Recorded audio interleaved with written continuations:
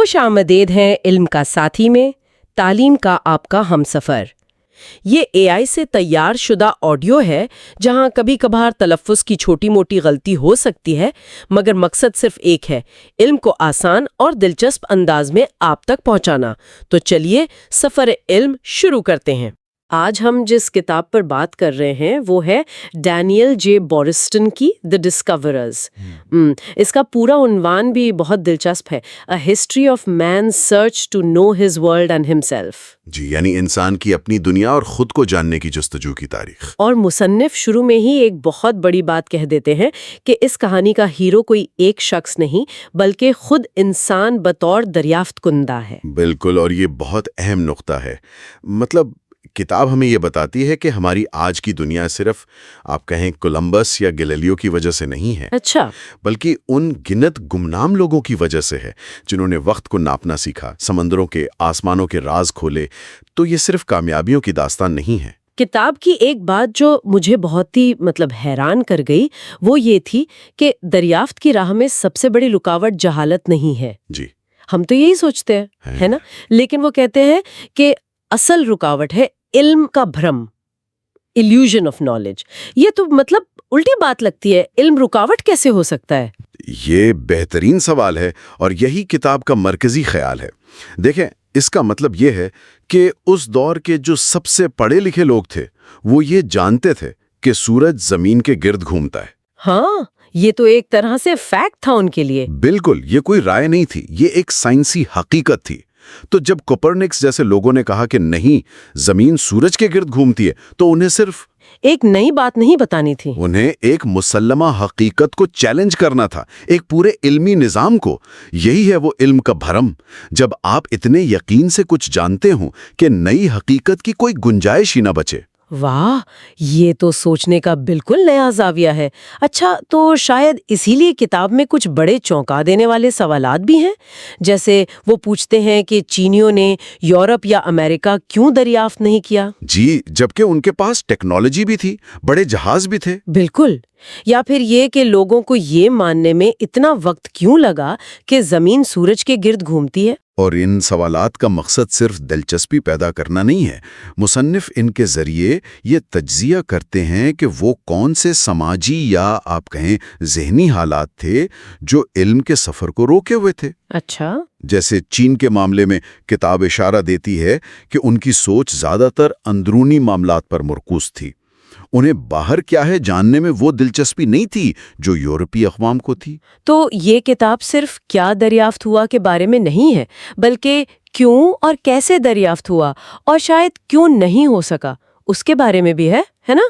آپ نے بالکل صحیح سمجھا۔ اسی لیے مصنف نے کتاب کا دائرہ کار بہت واضح رکھا ہے۔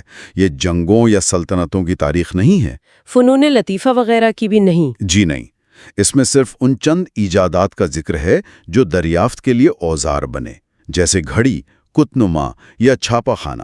یہ کتاب انسان بطور تخلیق کار کی نہیں بلکہ انسان بطور دریافت کنندہ کی کہانی ہے۔ تو ہم کہہ سکتے ہیں کہ اس کتاب کا خلاصہ یہ ہے کہ دریافت کا سفر ایک نہ ختم ہونے والا عمل ہے۔ یہ کوئی منزل نہیں بلکہ ایک مسلسل جستجو ہے۔ اور کتاب کا جو اختتام ہے نا، وہ بہت ہی طاقتور ہے۔ مصنف کہتے ہیں کہ پوری دنیا اب بھی ایک امریکہ ہے، یعنی دریافت ہونے کے لیے تیار۔ بالکل، اور ان کے مطابق انسانی علم کے نقشوں پر لکھے گئے سب سے امید افزا الفاظ ہیں ٹیرا انکوگنیٹا، یعنی نامعلوم علاقہ۔ واہ، یہ خیال ہمیں سوچنے پر مجبور کرتا ہے کہ آج بھی ہمارے علم کے دائرے سے باہر کتنی ہی دنیایں ہیں جو دریافت ہونے کی منتظر ہیں۔ اگر پوڈ کاسٹ سنتے سنتے آپ کا دماغ ہاں یار یہ تو کمال کا کانٹینٹ ہے کہہ رہا ہے تو بھائی پھر لائک ضرور کرو، شیئر کر دو دوستوں کے ساتھ، اور ہاں سبسکرائب کا بٹن دبانا مت بھولنا، ورنہ اگلی دفعہ یہ علم کا خزانہ مس بھی ہو سکتا ہے۔ چلیں تو پھر اس دلچسپ سفر کا آغاز کرتے ہیں۔ کتاب کا پہلا حصہ ہے کتاب اول، وقت۔ اس کی شروعات فرانسس بیکن کے کال سے ہوتی ہے، وقت سب سے بڑا موجد ہے۔ یہ جملہ ہی سٹیج سیٹ کر دیتا ہے۔ جی، اور مصنف کا نقطہ یہ ہے کہ وقت کو ناپنا صرف ایک تکنیکی مسئلہ حل کرنا نہیں تھا، بلکہ یہ ایک ایسی کامیابی تھی جس نے پہلے وقت کی برادریاں بنائیں۔ یعنی ایسے لوگ جو ایک ہی کیلنڈر اور گھڑی کو مانتے تھے۔ بالکل، اور پھر یہی برادریاں آگے چل کر علم کی برادریاں بنی۔ صحیح۔ بہت خوب، تو آئیے پہلے حصے سے شروع کرتے ہیں۔ حصہ اول، فلکی سلطنت یعنی آسمان کی بادشاہت۔ اس کا پہلا باب ہے چاند کی پرکشش غلط فہمیاں۔ چاند یعنی انسانیت کا پہلا کیلنڈر ہے نا؟ بالکل، دنیا کی تقریباً ہر قدیم ثقافت نے چاند سے ہی مہینوں کا حساب لگایا۔ بالکل، لیکن مصنف اسے ایک پرکشش بند گلی کہتا ہے۔ اچھا، وہ کیوں؟ وجہ یہ تھی کہ چاند کا چکر 29.5 دن کا ہوتا ہے اور 12 قمری مہینے مل کر بناتے ہیں تقریباً 354 دن، جبکہ شمسی سال یعنی موسموں کا چکر وہ تو 365 دن سے بھی تھوڑا زیادہ کا ہے۔ جی بالکل، زراعت کے لیے شمسی سال اہم تھا، اور یہ جو 10-11 دن کا فرق تھا یہ ہر سال کیلنڈر کو موسموں سے مزید دور کرتا جاتا تھا۔ اچھا، تو یہیں سے اصل ذہنی چیلنج شروع ہوا کہ ان دونوں کو آپس میں کیسے ملایا جائے؟ جی، بابلی تہذیب نے اس کا ایک بہت پیچیدہ حل نکالا۔ وہ چاند پر ہی قائم رہے، لیکن شمسی سال سے مطابقت کے لیے انہوں نے ایک 19 سالہ میٹونک سائیکل بنایا، جس میں وہ ایک اضافی مہینہ ڈال دیتے تھے کچھ سالوں کے بعد۔ بالکل، بہت ذہین کام تھا لیکن بہت پیچیدہ تھا۔ اور دوسری طرف مصری تھے۔ مصری بہت پریکٹیکل لوگ تھے۔ ان کی زندگی کا انحصار دریائے نیل پر تھا، جس میں ہر سال ایک خاص وقت پر سیلاب آتا تھا۔ انہوں نے دیکھا کہ یہ سیلاب تب آتا ہے جب سیریز نامی ستارہ سورج نکلنے سے ٹھیک پہلے آسمان پر نمودار ہوتا ہے۔ تو انہوں نے اس بنیاد پر اپنا کیلنڈر بنا لیا۔ جی، ایک سادہ سا 365 دن کا شمسی کیلنڈر۔ اس میں بھی چھوٹی موٹی غلطیاں تھیں، لیکن یہ اتنا کارآمد تھا کہ بعد میں جولیس سیزر نے اسے اپنایا اور صدیوں تک کوپرنکس جیسے سائنسدان بھی اسے استعمال کرتے رہے۔ لیکن چاند کا اثر پوری طرح ختم نہیں ہوا، آج بھی بہت سے مذاہب میں اس کی اہمیت ہے نا؟ بالکل، یہودیت اور عیسائیت دونوں کے تہوار آج بھی قمری حساب سے طے ہوتے ہیں۔ ایسٹر کی تاریخ کا تعین چاند سے منسلک ہے، اور اسی بات پر چرچ میں صدیوں تک شدید اختلافات رہے۔ اور اسلام تو سختی سے قمری کیلنڈر پر عمل کرتا ہے، اسی لیے رمضان کا مہینہ ہر سال موسموں میں آگے بڑھتا رہتا ہے۔ کتاب کہتی ہے کہ یہ روزمرہ کی تکلیف دراصل عقیدے کا امتحان اور اس کی تصدیق بن جاتی ہے۔ دلچسپ۔ مسلم پرچموں پر ہلال کا نشان اسی آسمانی حکم کی اطاعت کی علامت ہے۔ اور پھر 1582 میں گریگورین کیلنڈر کی اصلاحات ہوئیں۔ اس کا مقصد جولین کیلنڈر کی اس چھوٹی سی غلطی کو ٹھیک کرنا تھا۔ جی، جو صدیوں سے جمع ہو کر موسموں میں ایک بڑا فرق پیدا کر چکی تھی۔ لیکن یہ بھی صرف سائنسی معاملہ نہیں تھا، اس میں بھی سیاست آ گئی۔ پروٹسٹنٹ انگلینڈ نے اسے پوپ کا کیلنڈر کہہ کر مسترد کر دیا، اور تقریباً 200 سال تک اسے نہیں اپنایا۔ جی، اسے پتہ چلتا ہے کہ وقت صرف سائنس نہیں بلکہ طاقت اور شناخت کا بھی پیمانہ ہے۔ تو ہم نے دیکھا کہ چاند اور سورج کی اس کشمکش نے کیلنڈر کو جنم دیا، لیکن کیلنڈر میں ایک اور چیز بھی ہے جو نہ چاند سے آتی ہے نہ سورج سے، ہفتہ۔ اور یہی ہمارے اگلے باب کا موضوع ہے، باب دوم، ہفتہ، سائنس کا دروازہ۔ یہ بات مجھے بہت دلچسپ لگی کہ ہفتہ مکمل طور پر ایک انسانی ایجاد ہے۔ بالکل، دن، مہینہ اور سال قدرتی چکروں پر مبنی ہے، لیکن 7 دن کا ہفتہ، اس کا فطرت سے کوئی تعلق نہیں۔ تو یہ کہاں سے آیا؟ یہ خالصتاً انسانی تخیل کی پیداوار ہے، اور یہ 2 چیزوں کے ملاپ سے غالب آیا۔ ایک یہودی روایت، یعنی 6 دن کام اور 7ویں دن آرام یا سبت، اور دوسری بابلی علم نجوم۔ علم نجوم۔ جی، جس میں 7 آسمانی اجسام، سورج، چاند، مریخ، عطارد، مشتری، زہرہ اور زحل کو مقدس مانا جاتا تھا۔ اچھا، تو ہمارے ہفتے کے دنوں کے نام انہی سے یاروں پر ہیں۔ سنڈے سورج کا دن، منڈے چاند کا دن۔ یہ تو علم نجوم کی ایک زندہ یادگار ہے جسے ہم روز استعمال کرتے ہیں۔ یہی تو مزے کی بات ہے۔ اور پھر عیسائیت نے اسے ایک اور دلچسپ موڑ دیا۔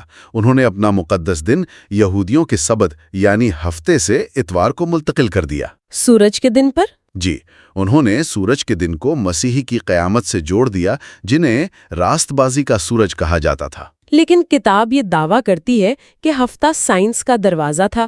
یہ بات تھوڑی عجیب لگتی ہے۔ علم نجوم، جسے آج ہم توہم پرستی سمجھتے ہیں، وہ سائنس کا راستہ کیسے بنا سکتا ہے؟ یہی اس کتاب کا ایک بہت گہرا نقطہ ہے۔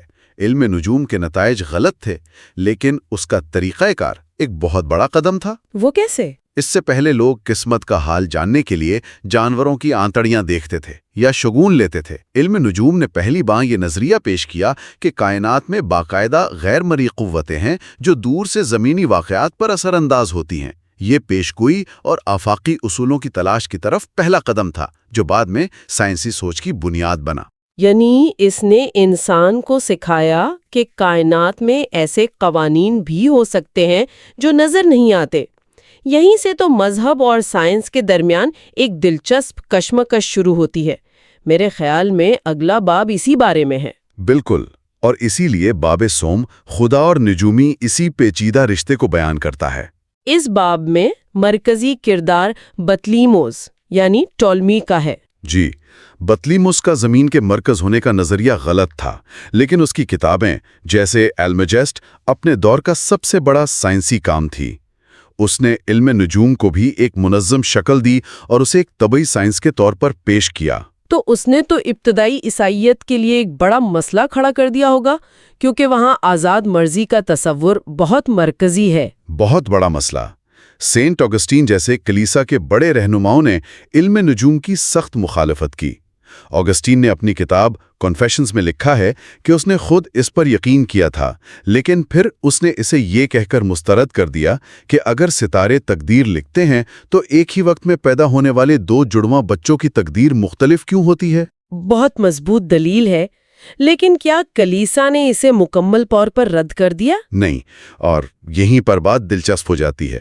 بعد میں تھامس اکناس جیسے ماہرین الہیات نے ایک درمیانی راستہ نکالا۔ ان کا کہنا تھا کہ ستارے انسان پر اثر انداز ہو سکتے ہیں، لیکن انسان کے پاس عقل اور آزاد مرضی ہے کہ وہ ان اثرات کی مزاحمت کر سکے۔ انہوں نے تو یہاں تک کہ بیت لحم کے ستارے کی مثال دی کہ وہ ایک آسمانی نشانی تھی جس کی پیروی 3 مجوسیوں نے کی، اور یہ مجوسی دراصل پڑھے لکھے نجومی ہی تھے۔ یوں علم نجوم کو عیسائیت کے دائرے میں شامل کر لیا گیا۔ تو یہاں تک ہم نے یہ سمجھا کہ انسان نے آسمان کی طرف دیکھ کر وقت کو ناپنا شروع کیا۔ یہ حصہ اول تھا۔ اب آگے بڑھتے ہیں۔ جی، اب ہم آسمان سے زمین پر آ رہے ہیں۔ حصہ دوم، سورج کے وقت سے گھڑی کے وقت تک، اور اس کا آغاز ہوتا ہے باب چہار، تاریک گھنٹوں کی پیمائش سے۔ یعنی سورج ڈوبنے کے بعد وقت کیسے ناپا جائے؟ دھوپ گھڑی کی تو واضح حدود تھیں۔ جی، اور اس کی ایک اور بڑی خامی یہ تھی کہ اس کے گھنٹے برابر نہیں ہوتے تھے۔ گرمیوں میں دن لمبے ہوتے تو 1 گھنٹہ طویل ہوتا، سردیوں میں دن چھوٹے تو گھنٹہ بھی چھوٹا ہو جاتا۔ اسے عارضی گھنٹے کہتے تھے۔ تو رات کے لیے اور برابر گھنٹوں کے لیے کوئی نئی چیز چاہیے تھی، اور وہ تھی پانی کی گھڑی، جسے یونانی کلپسیڈرا کہتے تھے، یعنی پانی کا چور۔ پانی کا چور، واہ! ایک برتن سے دوسرے برتن میں پانی ایک مخصوص رفتار سے گرتا تھا اور اس پر لگے نشانات سے وقت کا اندازہ ہوتا تھا۔ یہ رات کو بھی کام کرتی تھی۔ لیکن یہ پانی کی گھڑیاں بھی تو وہی غیر مساوی موسمی گھنٹے ہی ناپتی تھی نا، ہے نا؟ بالکل۔ تو پھر ہم آج کے معیاری برابر گھنٹوں تک کیسے پہنچے؟ یہیں سے اصل انقلاب شروع ہوتا ہے، جو باب پنجم مساوی گھنٹے کا عروج کا موضوع ہے، اور اس کا سہرا جاتا ہے میکینیکل گھڑی کو۔ اور حیرت کی بات یہ ہے کہ اس کی ایجاد بھی مذہبی ضرورت کے تحت ہوئی۔ جی، یورپ کی خانقاہوں میں راہبوں کو رات اور دن کے مخصوص اوقات میں عبادت کے لیے اٹھنا ہوتا تھا۔ انہیں ایک الارم کی ضرورت تھی۔ پہلی میکینیکل گھڑیاں وقت دکھاتی نہیں تھیں، وہ صرف ایک گھنٹی بجا کر وقت بتاتی تھیں۔ لفظ کلاک کا مطلب ہی گھنٹی ہے۔ اور اس کی کلیدی ایجاد تھی اسکیپمنٹ۔ یہ کیا چیز تھی؟ اسکیپمنٹ میکینیکل گھڑی کا دل ہے۔ یوں سمجھیں کہ یہ گرتے ہوئے وزن کی توانائی کو کنٹرول کرتا ہے اور ایک مسلسل بہاؤ کو الگ الگ ٹک ٹک ٹک میں توڑ دیتا ہے۔ اچھا، اسی ٹک ٹک نے پہلی بار ایک ایسا وقت پیدا کیا جو مشین سے ناپا جاتا تھا، سورج سے نہیں۔ اور اسی نے 24 گھنٹے کے دن کا تصور پیدا کیا جس کے تمام گھنٹے برابر تھے۔ یعنی یہ سورج کے وقت سے آزادی کا اعلان تھا؟ ایک طرح سے، جی، لیکن اس سے پہلے وقت کو قابل حمل بنانا ضروری تھا، اور یہ ہے باب ششم، وقت کو قابل حمل بنانا۔ یعنی جیبی گھڑی اور کلائی کی گھڑی۔ لیکن اس کی ضرورت بھی ایک بہت بڑے مسئلے سے پیدا ہوئی۔ جی، طول البلد کا مسئلہ، the longitude problem۔ سمندر میں جہاز مشرق یا مغرب میں کس مقام پر ہیں، یہ جاننے کا کوئی قابل بھروسہ طریقہ نہیں تھا۔ اور یہ صرف ایک ٹیکنیکل مسئلہ نہیں تھا بلکہ قومی سلامتی اور معیشت کا مسئلہ بن چکا تھا۔ بالکل، سن 1707 میں ایک پورا برطانوی بحری بیڑا اسی وجہ سے چٹالوں سے ٹکرا کر تباہ ہو گیا تھا۔ اس کے بعد برطانوی پارلیمنٹ نے اس مسئلے کا حل نکالنے والے کے لیے 20,000 پاؤنڈ کے بھاری انعام کا اعلان کیا۔ اور بڑے بڑے سائنسدان جیسے گیلیلیو اور نیوٹن اس کا حل نہ دے سکے۔ جی، گیلیلیو نے پینڈولم کا خیال پیش کیا، لیکن وہ سمندر کی لہروں پر ہلتے جہاز میں کام نہیں کر سکتا تھا۔ اور پھر ایک عام کاریگر جان ہیریسن آتا ہے۔ جی، ایک بڑی کا بیٹا جس نے اپنی پوری زندگی اس کام پر لگا دی۔ اس نے سمجھ لیا کہ مسئلہ کشش ثقل کا ہے۔ پینڈولم اور وزن دونوں کشش ثقل پر انحصار کرتے ہیں۔ تو اس نے اسپرنگ استعمال کیا؟ بالکل، ایک مین سپرنگ طاقت کے لیے اور ایک بیلنس سپرنگ رفتار کو کنٹرول کرنے کے لیے۔ کئی دہائیوں کی محنت کے بعد اس نے ایک ایسی مرین کرونومیٹر بنائی جو جمیکا کے مہینوں لمبے سفر کے بعد بھی صرف 5 سیکنڈ غلط تھی۔ اس نے انعام جیت لیا اور دنیا کو بدل دیا۔ یہ جدت کی ایک بہترین مثال ہے۔ تو اب وقت قابل ہمر ہو چکا تھا اور یورپ میں پھیل رہا تھا، لیکن دنیا کے دوسرے حصوں میں کیا ہو رہا تھا؟ یہیں سے کتاب کا تیسرا حصہ شروع ہوتا ہے۔ حصہ سوم، مشنری گھڑی۔ یہ حصہ مغرب اور مشرق، خاص طور پر چین کا موازنہ کرتا ہے۔ پہلا باب ہے باب ہفتم، کھل جا سمسم، چین کا دروازہ۔ اس کی شروعات جیسوئٹ مشنری میتھیو ریچی کی کہانی سے ہوتی ہے جو 16ویں صدی میں چین پہنچا۔ اس نے چینی شہنشاہ کے دربار تک رسائی حاصل کرنے کے لیے مغربی سائنس کا سہارا لیا، اور سب سے بڑھ کر میکینیکل گھڑیاں۔ جی، شہنشاہ وان لی بنا خود بجنے والی گھڑیوں سے بہت متاثر ہوا۔ اس کے لیے یہ جادوئی کھلونے تھے۔ رچی اور دوسرے جیسوئٹ مشنری چین میں صرف اس لیے رہ پائے کیونکہ وہ شاہی گھڑی ساز اور ماہر فلکیات بن گئے۔ لیکن سب سے حیران کن بات جو کتاب بتاتی ہے وہ یہ ہے کہ چینیوں نے خود یورپ سے بھی 500 سال پہلے ایک شاندار میکینیکل گھڑی ایجاد کی تھی۔ جی ہاں، سو سونگ کی آسمانی کلاک ورک، وہ ایک 30 فٹ اونچا پانی سے چلنے والا فلکیاتی کلاک ٹاور تھا۔ ٹیکنالوجی کے لحاظ سے وہ یورپ کی ابتدائی گھڑیوں سے کہیں زیادہ جدید تھا۔ تو پھر فرق کیا تھا؟ فرق نیت کا تھا۔ وہ شہنشاہ کی خفیہ اور ذاتی مشین تھی۔ اس کا مقصد عوام کو وقت بتانا نہیں تھا بلکہ نجومی پیشگویاں کرنا تھا۔ جیسے شہزادے کی پیدائش کے لیے کون سا لمحہ سب سے مبارک ہے؟ بالکل، جب شاہی خاندان بدلا تو اس مشین کو بھلا دیا گیا۔ وہ کبھی عوامی ٹیکنالوجی نہیں بن سکی۔ تو اس سب کا مطلب کیا ہے؟ گھڑی کی اصل اہمیت کیا تھی؟ یہ باب ہشتم مشینوں کی ماں کا موضوع ہے۔ کتاب کا ترک یہ ہے کہ گھڑی کی اہمیت صرف وقت بتانے میں نہیں تھی بلکہ اس کو بنانے کے عمل میں تھی۔ ایک درست گھڑی بنانے کے لیے گھڑی سازوں کو انتہائی درست پرزے بنانے پڑے۔ اس کے لیے انہیں نئے مشین ٹولز ایجاد کرنے پڑے، جیسے گیئر کاٹنے والی مشینیں اور سکرو بنانے والے لیتھ۔ جی، یعنی گھڑیاں بنانے کی ٹیکنالوجی دراصل باقی تمام مشینیں بنانے کی بنیاد بن گئی۔ واہ! بالکل، گھڑی ساز پہلے سائنسی آلات بنانے والے بن گئے، اور اس نے صرف ٹیکنالوجی کو نہیں، ہماری سوچ کو بھی بدل دیا۔ کائنات کو ایک عظیم گھڑی کے طور پر دیکھنا اور خدا کو ایک ماہر گھڑی ساز سمجھنا، یہ کیپلر اور ڈیکارڈ جیسے لوگوں کے لیے ایک بہت طاقتور استعارہ بن گیا۔ تو پھر آخری اور سب سے بڑا سوال، آخری باب، مغرب میں ایسا کیوں ہوا؟ گھڑی نے یورپ کو کیوں بدل دیا لیکن چین میں صدیوں تک ایک کھلونا بنی رہی؟ کتاب کے مطابق کلیدی فرق ایک لفظ میں ہے: تشہیر، پبلسٹی۔ یورپ میں گھڑیاں شروع سے ہی عوامی تھی۔ انہیں چرچ کے میناروں اور ٹاؤن ہالز پر لگایا گیا تھا۔ انہوں نے وقت کا ایک مشترکہ عوامی احساس پیدا کیا۔ جی، جس نے لوگوں میں ذاتی گھڑیوں کی خواہش پیدا کی اور ایک پوری صنعت وجود میں آئی، جبکہ چین میں وقت کا علم شہنشاہ کی طاقت کا راز تھا۔ کیلنڈر پر کنٹرول عوام پر کنٹرول کا ایک ذریعہ تھا۔ بالکل۔ اس کے علاوہ ایک اور دلچسپ وجہ بھی تھی۔ یورپ کی سیاسی اور مذہبی افراتفری نے ستم ظریفی سے جدت کو فروغ دیا۔ جب پروٹیسٹنٹ گھڑی سازوں پر فرانس جیسے ممالک میں ظلم ہوا تو وہ بھاگ کر جنیوا اور لنڈن جیسی جگہوں پر جمع ہو گئے۔ اچھا، تو وہاں مہارت کے مراکز بن گئے؟ جی، جہاں خیالات اور تکنیکوں کا تیزی سے تبادلہ ہوا۔ چین کا مرکزی اور بیوروکریٹک نظام ایسی جدت کی حوصلہ شکنی کرتا تھا۔ کتاب میں جاپان کی مثال چین کے برعکس دی گئی ہے نا؟ جی، یہ دکھانے کے لیے کہ یہ مشرق بامقابلہ مغرب کا معاملہ نہیں تھا۔ جاپان کا معاشرہ زیادہ غیر مرکزی اور تجارتی تھا۔ جب یورپی گھڑیاں وہاں پہنچیں تو انہوں نے نہ صرف انہیں اپنایا بلکہ ان میں اپنی ضرورت کے مطابق تبدیلیاں بھی کیں۔ تو ہم نے چاند کو پیمائش کے طور پر دیکھنے سے لے کر ایک مشین کی ٹک ٹک تک کا سفر کیا جس نے مساوی گھنٹے بنائے، اور آخر میں یہ دیکھا کہ اس ایک مشین نے معاشروں کو کتنے مختلف طریقوں سے تبدیل کیا۔ اور یہ ہمیں غور کرنے کے لیے ایک گہری سوچ پر چھوڑ جاتا ہے۔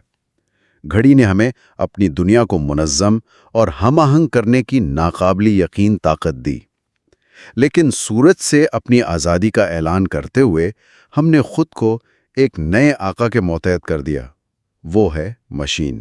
یہ ایک طاقتور خیال ہے۔ اپنی دنیا کو کنٹرول کرنے کی کوشش میں کیا ہم نے خود کو ایک مختلف طریقے سے قید کر لیا ہے؟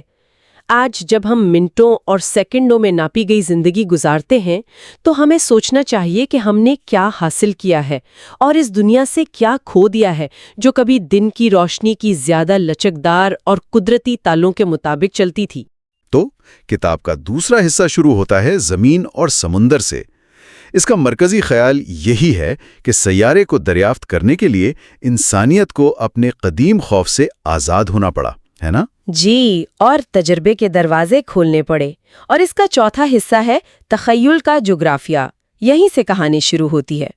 پہلا باب ہے پہاڑوں کی ہیبت۔ جی، یعنی شروع میں جب دنیا ایک معمہ تھی، انسان نے اسے سمجھنے کی کوشش کیسے کی؟ دیکھیں، ابتدا میں انسان نے پہاڑوں کو فتح کرنے کا سوچا تک نہیں، بلکہ پہاڑ انسان پر حاوی تھے۔ انہیں خداؤں کا مسکن سمجھا جاتا تھا، ایک مقدس سرحد جہاں انسان کی رسائی نہیں ہو سکتی تھی۔ اچھا، جیسے شمالی ہندوستان کے لوگوں نے جب ہمالیہ کو دیکھا تو اس سے بھی اونچا ایک خیالی پہاڑ کوہ میرو کا تصور کر لیا، جو کائنات کا مرکز تھا اور دیوتاؤں کا گھر۔ جی بالکل ویسے ہی جیسے یونانیوں کے لیے اولمپس، جاپانیوں کے لیے فوجی یاما یا یہودیوں کے لیے کوہ سینا۔ اور مجھے یہ بات بڑی دلچسپ لگی کہ جہاں قدرتی پہاڑ نہیں تھے وہاں انسانوں نے خود آسمان تک پہنچنے کی کوشش کی۔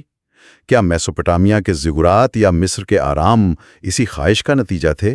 یقیناً، وہ زمین اور آسمان کو جوڑنے کی ایک کوشش تھے۔ بابل کا مینار اسی کی ایک مثال ہے۔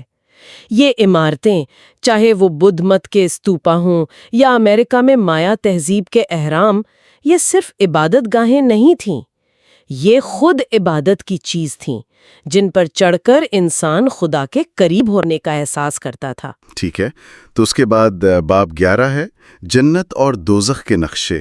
مطلب ایک طرف انسان آسمان کی طرف دیکھ رہا تھا، لیکن دوسری طرف وہ موت کے بعد کی دنیا کے بارے میں بھی بہت گہرائی سے سوچ رہا تھا۔ اور حیرت کی بات یہ ہے کہ زمین کا نقشہ بنانے سے بہت پہلے مرنے کے بعد کی دنیا کا پورا جغرافیہ تیار ہو چکا تھا۔ یعنی جنت اور دوزخ کے راستے زمین کے راستوں سے پہلے دریافت ہو چکے تھے۔ جی بالکل، اور ان تصورات میں چاند اور سورج کا بڑا کردار تھا۔ مثلاً یہ خیال عام تھا کہ چاند مرنے والوں کی روحوں کو اکٹھا کرتا ہے۔ اچھا، اور پاتال یعنی زیر زمین دنیا کا جغرافیہ تو اور بھی واضح تھا۔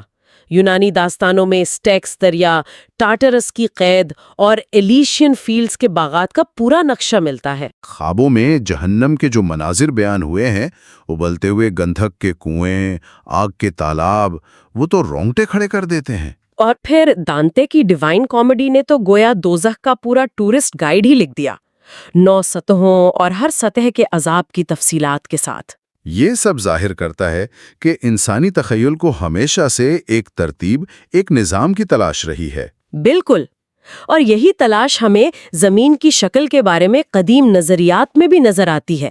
یہ 12واں باب ہے، تناسب کی کشش۔ جیسے عالمی انڈے کا تصور کہ کائنات ایک انڈے کی طرح ہے جس کی زردی زمین ہے، جی، اور سفیدی پانی، جھلی ہوا اور خول آگ۔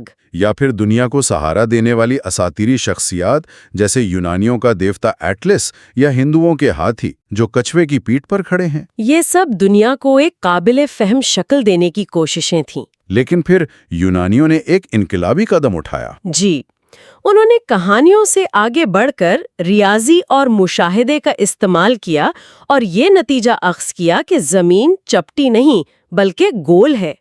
یہ ایک بہت بڑی ذہنی چھلانگ تھی۔ اور اس دریافت کو بطلیمیوس یعنی ٹولمی نے ایک مکمل سائنسی نظام میں ڈھال دیا۔ اچھا، تو لیٹیٹیوڈ اور لانجیٹیوڈ کا جو سسٹم ہے وہ وہیں سے آیا؟ جی، اس نے عرض بلد اور طول بلد کا گرڈ بنایا، نقشوں میں شمال کو اوپر رکھنے کی روایت قائم کی اور زمین کو 360 ڈگری میں تقسیم کیا۔ اس کا کام تو صدیوں تک جغرافیہ کی بنیاد بنا رہا۔ ہاں، لیکن یہاں ایک بہت دلچسپ موڑ آتا ہے۔ بطلیمیوس کی کچھ غلطیاں تاریخ پر بہت گہرا اثر ڈال گئیں۔ اچھا، کس طرح کی غلطیاں؟ اس نے زمین کے گھیر کا اندازہ اصل سے تقریباً 1/4 کم لگایا اوہ! اور ایشیا کو مشرق کی طرف بہت زیادہ پھیلا دیا۔ ایک منٹ، تو کیا اس کا مطلب یہ ہے کہ تاریخ کا ایک سب سے بڑا سفر ایک طرح سے ریاضی کی ایک پرانی غلطی پر مبنی تھا؟ بالکل یہی ہوا۔ اسی غلط فہمی نے 1400 سال بعد کولمبس کو یقین دلا دیا کہ وہ چند ہفتوں میں مغرب کی طرف سفر کر کے ایشیا پہنچ سکتا ہے۔ یہ تو کمال کی بات ہے۔ بالکل، لیکن کولمبس تک پہنچنے سے پہلے یورپ میں علم کا ایک عظیم تعطل کا دور آیا۔ یہ باب 13 ہے، عیسائی عقائد کی قید۔ جی، یہ تعطل تقریباً 1000 سال تک جاری رہا، جس میں بطلیمیوس کا کام تقریباً بھلا دیا گیا اور عیسائی عقائد نے جغرافیہ کی شکل ہی بدل دی۔ آپ ٹیو نقشوں کی بات کر رہی ہیں؟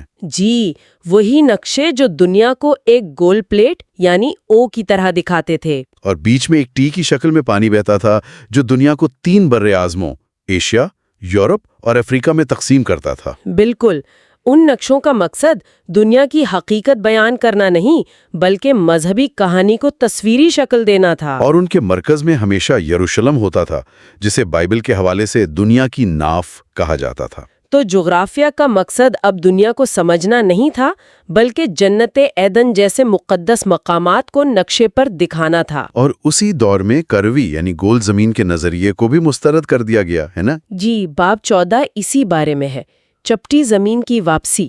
اس کی وجہ کیا تھی؟ اس کی وجہ بڑی دلچسپ اور مذہبی تھی۔ گول زمین کا مطلب تھا اینٹی پوڈز یعنی زمین کے دوسری طرف بھی لوگ آباد ہو سکتے ہیں۔ اچھا، یہ خیال چرچ کے لیے ناقابل قبول تھا کہ حضرت آدم کی اولاد کے علاوہ بھی کوئی ایسی نسل ہو سکتی ہے جن تک عیسائیت کا پیغام نہ پہنچا ہو۔ یعنی یہ خالصتاً مذہبی مسئلہ تھا۔ جی، کوزماس انڈیکوپلوئڈس نامی ایک راہب نے تو بائبل کی بنیاد پر ایک چپٹی مستطیل زمین کا پورا ماڈل پیش کر دیا۔ یہ تو سائنس پر عقیدے کی مکمل فتح تھی۔ ہاں، اور یہ حیران کن ہے کہ جب یورپ علمی طور پر اتنا پیچھے جا رہا تھا، اسی وقت چین میں نقشہ سازی کا فن بہت ترقی کر رہا تھا۔ اچھا، انہوں نے پطلیمس سے بالکل الگ ایک چپٹی زمین کے لیے اپنا گرڈ سسٹم تیار کیا تھا جو انتظامی امور، ٹیکس وصولی اور فوجی نقل و حرکت کے لیے بہت کارآمد تھا۔ تو پھر یورپ اس عظیم تعطل سے باہر کیسے نکلا؟ ہم کتاب کے 6 حصے میں آگے ہیں، دنیا کو دوگنا کرنا۔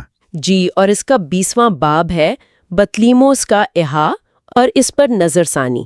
اس کی ایک بڑی وجہ معاشی تھی۔ جب یورپ کے لیے مشرق کے زمینی راستے بند ہوئے تو انہیں مسالوں کے لیے سمندری راستے تلاش کرنے کی ضرورت پڑی۔ یہیں سے پورٹولانو چارٹس کا آغاز ہوا۔ بالکل، یہ بہت تفصیلی اور درست ساحلی نقشے تھے لیکن ان کا دائرہ کار محدود تھا۔ اور پھر 15ویں صدی میں بطلیموس دوبارہ دریافت ہوا۔ جی، اور اس نے نقشہ سازی کو ایک عالمی اور سائنسی بنیاد فراہم کی، لیکن اس کی وہی پرانی غلطی اب بھی موجود تھی۔ بحر ہند کو ایک بند سمندر دکھایا گیا تھا، جس کا مطلب تھا کہ افریقہ کے گرد چکر لگانا ناممکن ہے۔ ہاں، مگر نکولو ڈی کونٹی جیسے سیاحوں کی معلومات نے اس نظریے کو چیلنج کیا اور فرا مورو جیسے نقشہ سازوں نے افریقہ کو ایک جزیرہ نما کے طور پر دکھایا جس کے گرد سمندری راستہ ممکن تھا۔ اور اس دوڑ میں پرتگال نے سبقت لے لی۔ اس کی کیا خاص وجہ تھی؟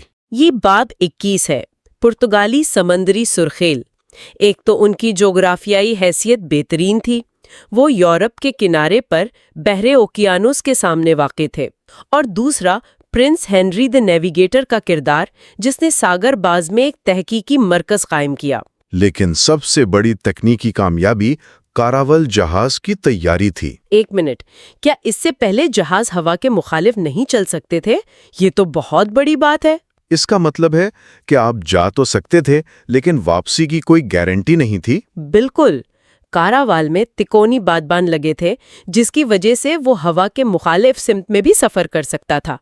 اس ایک ایجاد نے واپسی کے سفر کو ممکن بنایا۔ لیکن پھر بھی ایک نفسیاتی رکاوٹ باقی تھی، کیپ بخادور۔ جی، باب 22 اسی بارے میں ہے، خطرناک راست سے آگے۔ وہ جگہ جسے ملاح دنیا کا خاتمہ سمجھتے تھے۔ پرنس ہنری نے 15 مہمات بھیجیں جو ناکام ہوئیں۔ آخر کار 1434 میں گل اینس نے ہمت کی۔ اس نے ساحل کے قریب رہنے کے بجائے جہاز کو کھلے سمندر کی طرف موڑا اور اس خطرناک راست کا چکر کاٹ لیا۔ اس نے دراصل خوف کی نفسیاتی رکاوٹ کو توڑا تھا۔ اور پھر کنگ جان دوم نے ہندوستان تک پہنچنے کے لیے ایک مربوط حکمت عملی بنائی، ایک زمینی اور ایک سمندری۔ بالکل، پیرو دا کوویلیا نامی ایک جاسوس زمینی راستے سے ہندوستان پہنچا اور یہ خبر واپس بھیجی کہ سمندری راستہ ممکن ہے۔ اور دوسری طرف بارتھولومیو ڈیاس نے سمندری مہم کی۔ جی، ایک خوفناک طوفان نے اس کے جہازوں کو افریقہ کے جنوبی سرے کے گرد دھکیل دیا، جسے بعد میں کیپ آف گڈ ہوپ کا نام دیا گیا۔ یہ باب 23 ہے، ہندوستان تک اور واپسی۔ لیکن واسکو ڈے گاما کو اس کامیابی کے فوراً بعد نہیں بھیجا گیا۔ اس میں تقریباً 10 سال کا وقفہ آیا۔ اس کی وجہ کولمبس کی دریافتیں تھیں، جن کی وجہ سے اسپین اور پرتگال کے درمیان نئی زمینوں پر قبضے کا تنازع کھڑا ہو گیا تھا۔ اچھا۔ آخر کار 1497 میں واسکو ڈے گاما روانہ ہوا۔ اس کا سفر کولمبس کے سفر سے کہیں زیادہ طویل اور مشکل تھا۔ اس نے 10 ماہ میں 12,000 میل کا فاصلہ طے کیا۔ اور یہاں کہانی کا سب سے حیران کن اور ستم ظریف حصہ آتا ہے۔ جب وہ مشرقی افریقہ پہنچا تو اسے بحر عرب عبور کرنے کے لیے کس کی مدد ملی؟ مشہور عرب جہاز راں ابن ماجد کی۔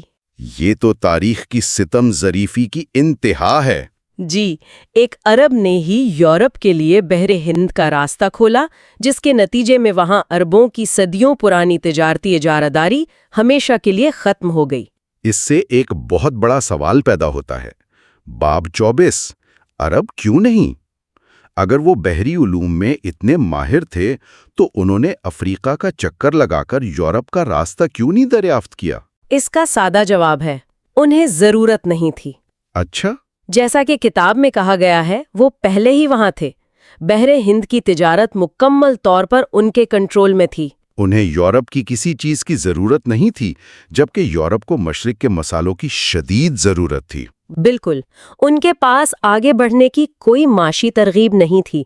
اس کے علاوہ ان کے جہاز جو ناریل کی رسیوں سے سیے جاتے تھے، کھلے سمندر کے طوفانوں کے لیے موزوں نہیں تھے۔ تو یہ ضرورت کی بات تھی۔ لیکن 15ویں صدی میں ایک اور بڑی طاقت تھی جس کے پاس ٹیکنالوجی بھی تھی اور وسائل بھی، چین۔ جی، باب 25 چینیوں کی رسائی۔ ایڈمرل زینگ ہی کی مہمات تو یورپی مہمات سے کہیں زیادہ بڑی اور شاندار تھیں۔ ان کا تو کوئی مقابلہ ہی نہیں تھا۔ جب واسکو ڈے گاما صرف 4 چھوٹے جہاز لے کے نکلا تھا، زینگ ہی کے بیڑے میں سینکڑوں جہاز ہوتے تھے۔ اور ان کے خزانے والے جہاز یورپی جہازوں سے کئی گنا بڑے تھے اور جدید ٹیکنالوجی جیسے واٹر ٹائٹ کمپارٹمنٹ سے لیس تھے۔ لیکن ان کی مہمات کا مقصد کیا تھا؟ وہ تجارت یا فتح کے لیے تو نہیں نکلے تھے۔ نہیں، ان کا مقصد بالکل مختلف تھا۔ اس کا واحد مقصد منگ خاندان کی شان و شوکت کا مظاہرہ کرنا اور دوسرے ممالک کو چین کے خراج کے نظام میں شامل کرنا تھا۔ مطلب یہ طاقت کا ایک پرامن مظاہرہ تھا۔ جی، اس نظام میں چین تحائف دیتا زیادہ تھا اور لیتا کم۔ اور ان کا رویہ بھی بالکل مختلف تھا۔ یہ آخری باب ہے، باب 26، ایک سلطنت بغیر ضروریات کے۔ یورپ مسالوں کا محتاج تھا، لیکن چین کو بیرونی دنیا سے کچھ نہیں چاہیے تھا۔ ان کا رویہ تھا کہ ہمارے پاس کسی چیز کی کمی نہیں۔ وہ خود کو تہذیب کا مرکز سمجھتے تھے۔ اس کی بہترین مثال وہ زرافہ ہے جو افریقہ سے چین لایا گیا۔ جی، اسے سائنسی تجسس سے دیکھنے کے بجائے اسے چینی افسانوی جانور چھلن قرار دیا گیا اور شہنشاہ کی نیکی کی علامت سمجھا گیا۔ یعنی بیرونی دنیا کی حقیقت کو بھی چینی تصورات کے سانچے میں ڈال دیا جاتا تھا۔ بالکل۔ اور پھر اچانک 1433 میں سب کچھ ختم ہو گیا۔ جسے عظیم انخلا کہا جاتا ہے، ایسا کیوں ہوا؟ اس کی کئی وجوہات تھیں۔ یہ مہمات بے پناہ مہنگی تھیں، بیوروکریٹس ان کے خلاف تھے، اور شمال میں منگولوں کے بڑھتے ہوئے خطرات بھی تھے۔ جی، وسائل کو سرحدوں کی حفاظت پر لگانا زیادہ ضروری سمجھا گیا۔ نتیجہ یہ ہوا کہ چین نے خود کو اپنی ذہنی دیوار چین کے پیچھے بند کر لیا۔ تو وہ دریافت کرنے والے بننے کے بجائے دریافت ہونے والے بن گئے۔ یہ واقعی سوچنے پر مجبور کرتا ہے۔ اگر چین پیچھے نہ ہٹتا تو آج دنیا کیسی ہوتی؟ اگر زھینگ ہی کے بحری بیڑوں کے بعد چینی مہم جو آتے رہتے اور بحر ہند میں پرتگالیوں سے ان کا سامنا ہوتا۔ یہ تاریخ کا ایک بہت بڑا کیا ہوتا اگر والا سوال ہے۔ کیا ہوتا اگر دریافت کرنے والے خود دریافت ہو جاتے؟ یہ ایک ایسا سوال ہے جو ہمیں یاد دلاتا ہے کہ تاریخ کتنی غیر متوقع ہو سکتی ہے، اور ایک فیصلے سے دنیا کا نقشہ کیسے بدل سکتا ہے۔ تو آئیے حصہ 7 سے شروع کرتے ہیں، امریکی سرپرائز۔ جی، اور اس میں پہلا حصہ ہے حصہ 27، بھٹکنے والے وائکنگز۔ تو اس کہانی کا آغاز شاید ان لوگوں سے کرنا چاہیے جو یورپ میں باقی سب سے پہلے سمندر کے بادشاہ تھے، وائکنگز۔ لیکن ماخذ ایک دلچسپ نقطہ اٹھاتا ہے کہ وہ منظم مہم سے زیادہ خوفناک بھٹکنے والے تھے۔ انہیں اتنا خطرناک کیوں سمجھا جاتا تھا؟ دیکھیں، ان کے حملوں کی رفتار اور اچانک پن کی وجہ سے وہ ایسی جگہوں کو نشانہ بناتے تھے جو سب سے غیر محفوظ ہوتی تھیں، جیسے خانقاہیں اور گرجا گھر جہاں بہت دولت رکھی ہوتی تھی۔ اچھا، ان کا خوف اتنا تھا کہ آئرلینڈ میں راہبوں نے خود کو بچانے کے لیے پتھر کے لمبے بغیر دروازوں والے ٹاور بنا لیے تھے، جن میں وہ سیڑھیوں سے چڑھ کر خود کو بند کر لیتے تھے۔ اور اس سب میں ان کی ٹیکنالوجی کا بڑا کمال تھا نا، خاص طور پر ان کے بحری جہاز جنہیں نور کہا جاتا تھا۔ یہ کوئی عام جہاز نہیں تھے۔ نہیں، بالکل نہیں۔ یہ جہاز بہت ہلکے تھے، ان کا پیندہ کم گہرا تھا، اور سب سے اہم بات یہ کہ ان کا شہتیر بلوط کی ایک ہی لکڑی سے بنتا تھا، جو انہیں سمندر کی لہروں پر ٹوٹنے کے بجائے لچکدار بناتا تھا۔ اچھا، اس ڈیزائن کا مطلب تھا کہ وہ نہ صرف کھلے سمندر میں تیز تھے، بلکہ دریاؤں میں بہت اندر تک جا سکتے تھے، جہاں کوئی فوج ان کی توقع ہی نہیں کر رہی ہوتی تھی۔ لیکن وہ صرف لٹیرے نہیں تھے، وہ جہاں گئے وہاں کی ثقافت کا حصہ بھی بن گئے۔ جی ہاں، یہ ان کی ایک اور خاصیت تھی۔